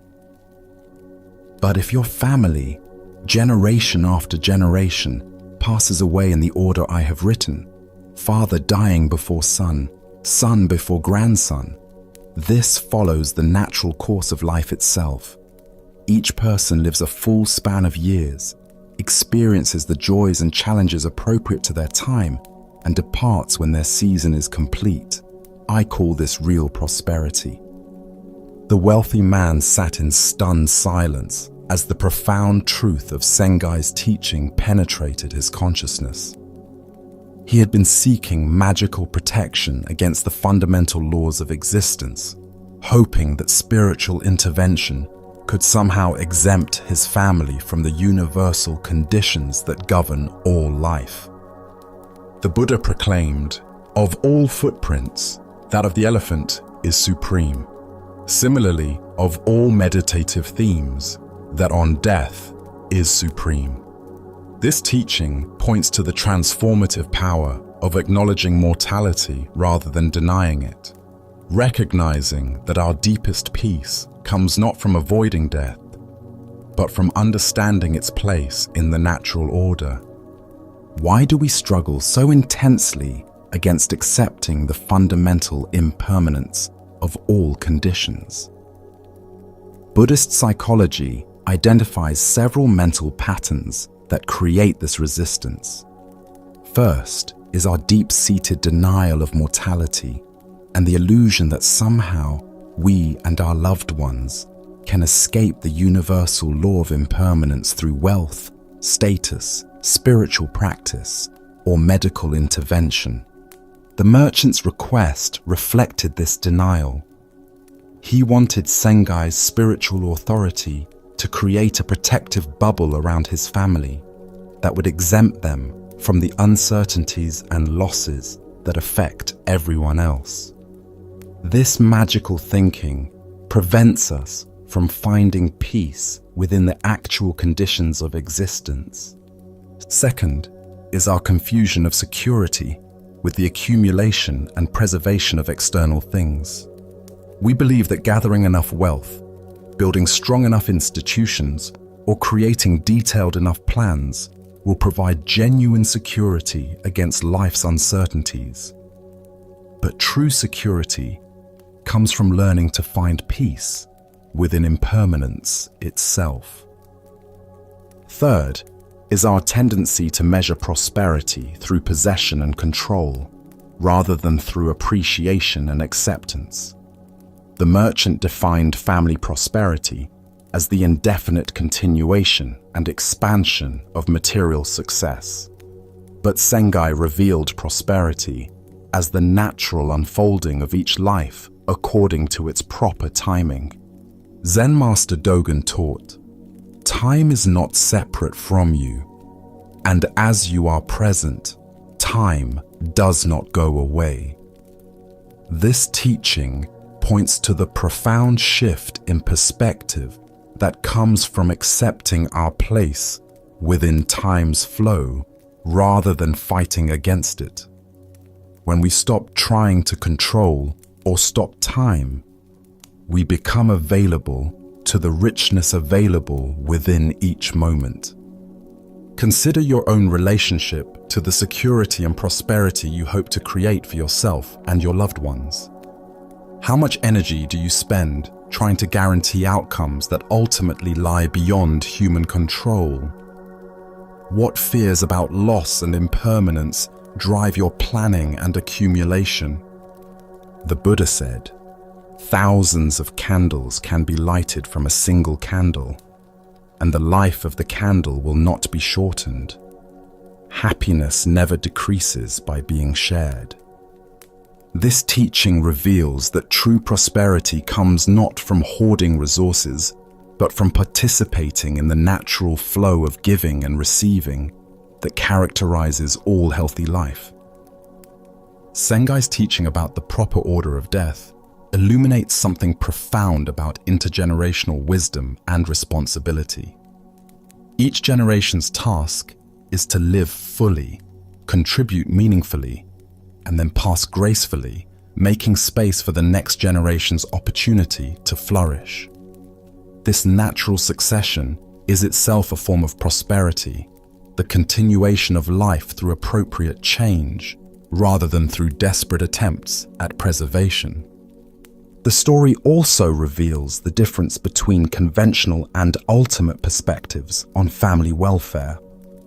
From a conventional perspective, we want our families to avoid all suffering, loss, and difficulty.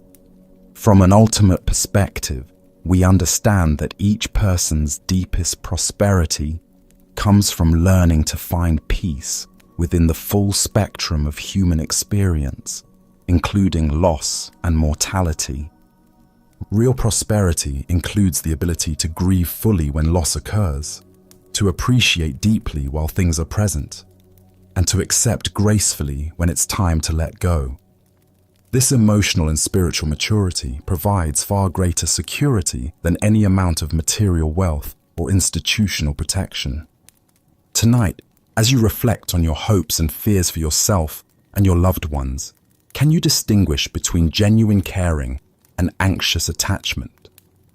What would it look like to wish for your family's real prosperity, their capacity to live fully and depart gracefully, rather than their exemption from the human condition?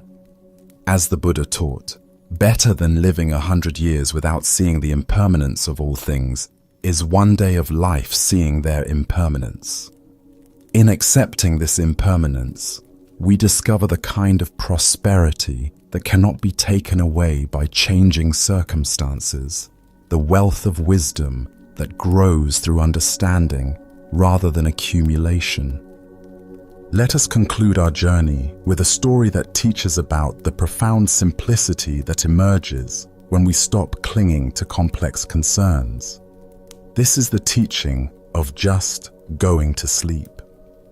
In the quiet chambers of an ancient temple, where paper screens filtered soft moonlight and the scent of incense lingered in the still air, Master Tekisui lay dying.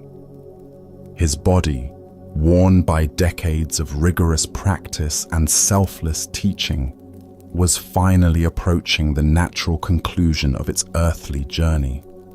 Despite his physical weakness, his mind remained clear and his spirit undisturbed by the approaching transition. For 3 days, his chosen successor Gasan had maintained a constant vigil at his teacher's bedside, providing comfort and attending to practical matters with the devotion that marked their long relationship. The two men had worked together for many years, and Gasan's deep understanding and administrative capabilities had made him the obvious choice to carry on Tekisui's teaching lineage. During this period of transition, Gasan found himself managing multiple responsibilities simultaneously. A fire had recently destroyed one of their temple buildings, and he was actively coordinating the reconstruction efforts while also preparing for his new role as the community's spiritual leader. The convergence of his teacher's approaching death with these practical demands created a complex web of concerns and obligations. As they sat together in the peaceful intimacy of the sick room, Tekisui's curiosity about future plans prompted him to ask about his students' intentions. "Gasan," he said, with the gentle directness that had characterized their relationship, "what are you going to do when you get the temple rebuilt?" Gasan's response reflected both his respect for his teacher and his practical hopes for the community's future. "When your sickness is over, We want you to speak there, to give the inaugural teaching in our new building and bless it with your presence." Despite the kindness of this hope, both men understood the unlikelihood that Tekisui would recover sufficiently to fulfill such a role. The teacher's question probed deeper. "Suppose I do not live until then. What will you do if I am no longer available for such ceremonies?" Without hesitation, Garson replied with matter-of-fact acceptance. "Then we will get someone else to give the inaugural teaching. The community will continue its work regardless of changing circumstances." But Tekisui wasn't finished with his inquiry. He pressed further with another hypothetical scenario. "Suppose you cannot find anyone suitable. What if no qualified teacher is available to perform this function?" At this point, Gasson's patience with theoretical planning reached its limit. His voice rose with sudden intensity as he responded. "Don't ask such foolish questions. Just go to sleep." This seemingly abrupt dismissal actually contained profound teaching about the nature of authentic spiritual priorities and the futility of endless hypothetical worry. In telling his dying teacher to simply sleep, Gassan demonstrated perfect understanding of what the moment actually required. The Buddha proclaimed, "Do not dwell in the past. Do not dream of the future. Concentrate the mind on the present moment." This teaching illuminates the wisdom underlying Gassan's apparently brusque response, his refusal to engage in elaborate planning for scenarios that might never occur, while neglecting the simple needs of the immediate situation. Why do we become so entangled in hypothetical concerns that we lose contact with present reality? Buddhist analysis reveals several mental patterns that create this disconnection. First is our addiction to mental problem solving and our belief that sufficient planning can guarantee control over future outcomes. We imagine that by considering every possible scenario, we can somehow ensure favorable results. Tekisui's questions, while understandable, reflected this tendency to treat uncertain futures as problems requiring immediate solutions. But Gassan recognized that the most appropriate response to uncertainty is often acceptance, rather than elaborate contingency planning. Second is our difficulty with not knowing and our compulsion to fill every uncertainty with mental activity. We find silence and unknowing uncomfortable, so we generate endless questions and hypothetical scenarios to create the illusion of mental engagement with uncertainty. Third is our tendency to complicate simple situations through excessive analysis. What was actually needed in that moment was rest, peace, and acceptance of approaching death. The questions about future temple activities, while practically relevant, were ultimately irrelevant to the immediate reality of dying.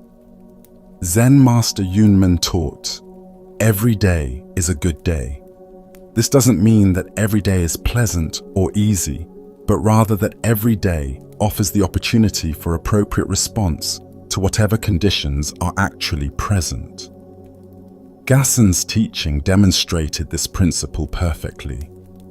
Consider situations in your own life where you become caught in endless loops of hypothetical planning and worry.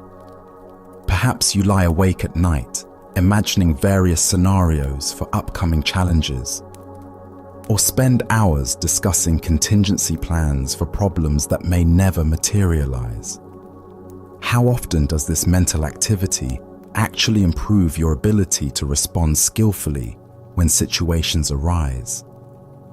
The Buddha said, "If you want to know your past, look at your present. If you want to know your future, look at your present actions." This teaching points toward the futility of trying to control future outcomes through mental planning while neglecting the quality of presence we bring to current circumstances. Gassan's instruction to just go to sleep represents perfect spiritual direction. The recognition that sometimes the most enlightened action is the simplest one. His teacher needed rest, comfort, and peaceful acceptance of the natural process of dying. All other concerns, however legitimate, were secondary to this immediate reality. The story also reveals something profound about the nature of authentic spiritual succession. Gassan's fitness to carry on his teacher's lineage was demonstrated not through elaborate promises about future activities, but through his capacity to respond appropriately to present needs, without getting lost in hypothetical complications. True spiritual maturity includes the wisdom to know when thinking is helpful and when it becomes an obstacle to appropriate action. Sometimes the most compassionate response is to cut through mental elaboration and return to simple presence with what is actually happening. The phrase, "just go to sleep," also carries deeper symbolic meaning about the spiritual process itself. In Zen understanding, enlightenment often involves a kind of dying to our ordinary consciousness and awakening to our Buddha nature. Tekisui's physical death becomes a metaphor for this deeper letting go of all concerns and identifications. Tonight, as you notice your mind generating endless scenarios about future possibilities and potential problems, can you experiment with Gassan's approach? What would it feel like to simply rest in present awareness rather than trying to solve every hypothetical difficulty through mental activity? As the Buddha taught, peace comes from within, do not seek it without. This inner peace emerges when we stop trying to control the uncontrollable and instead learn to find rest within the natural flow of arising and passing away that characterizes all experience.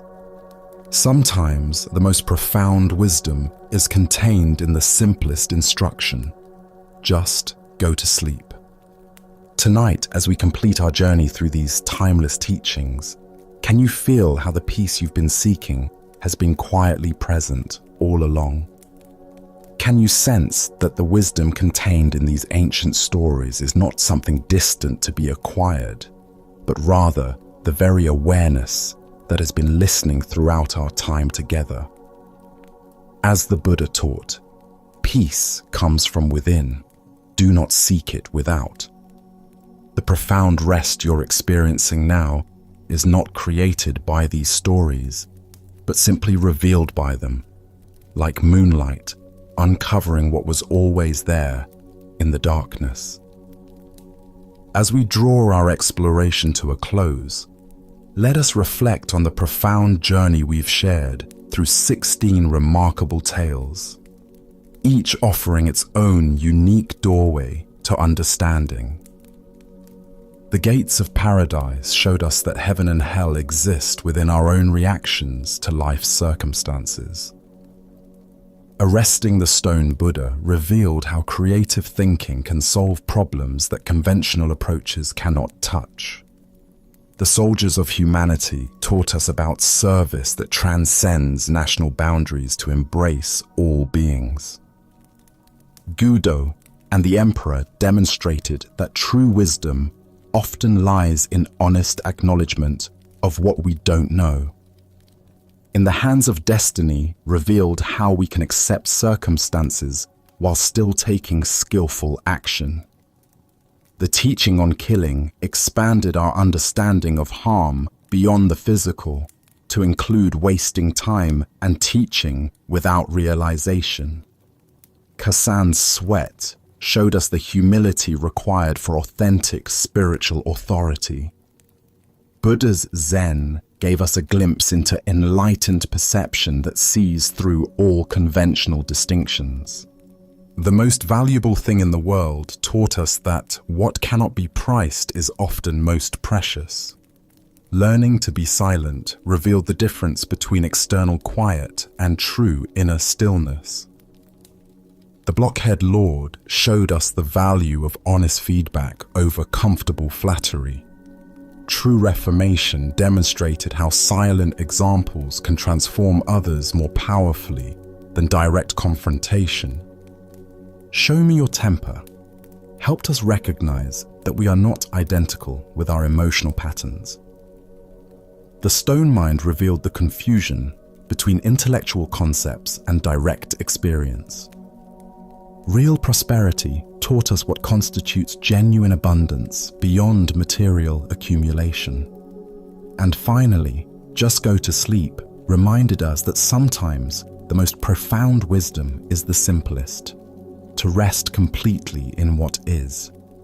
Each story has been a gentle teacher, showing us different aspects of the same essential truth, that awakening is not a distant goal, but our natural state, temporarily obscured by the very seeking that tries to find it. Like polishing a mirror that was never actually dirty, these teachings simply help us recognize the clarity that has always been present. The Buddha said, "3 things cannot long remain hidden: the sun, the moon, and the truth." As you continue on your own path, may the truths illuminated in these stories remain with you, not as concepts to remember, but as invitations to live with greater presence, compassion, and wisdom. May you carry this peace into your dreams and awaken refreshed, knowing that the same awareness that listened to these ancient teachings is the very Buddha nature these masters were pointing toward all along. Thank you for sharing this journey. From all of us at Sleepy Monk, may you rest deeply and walk gently in the light of understanding.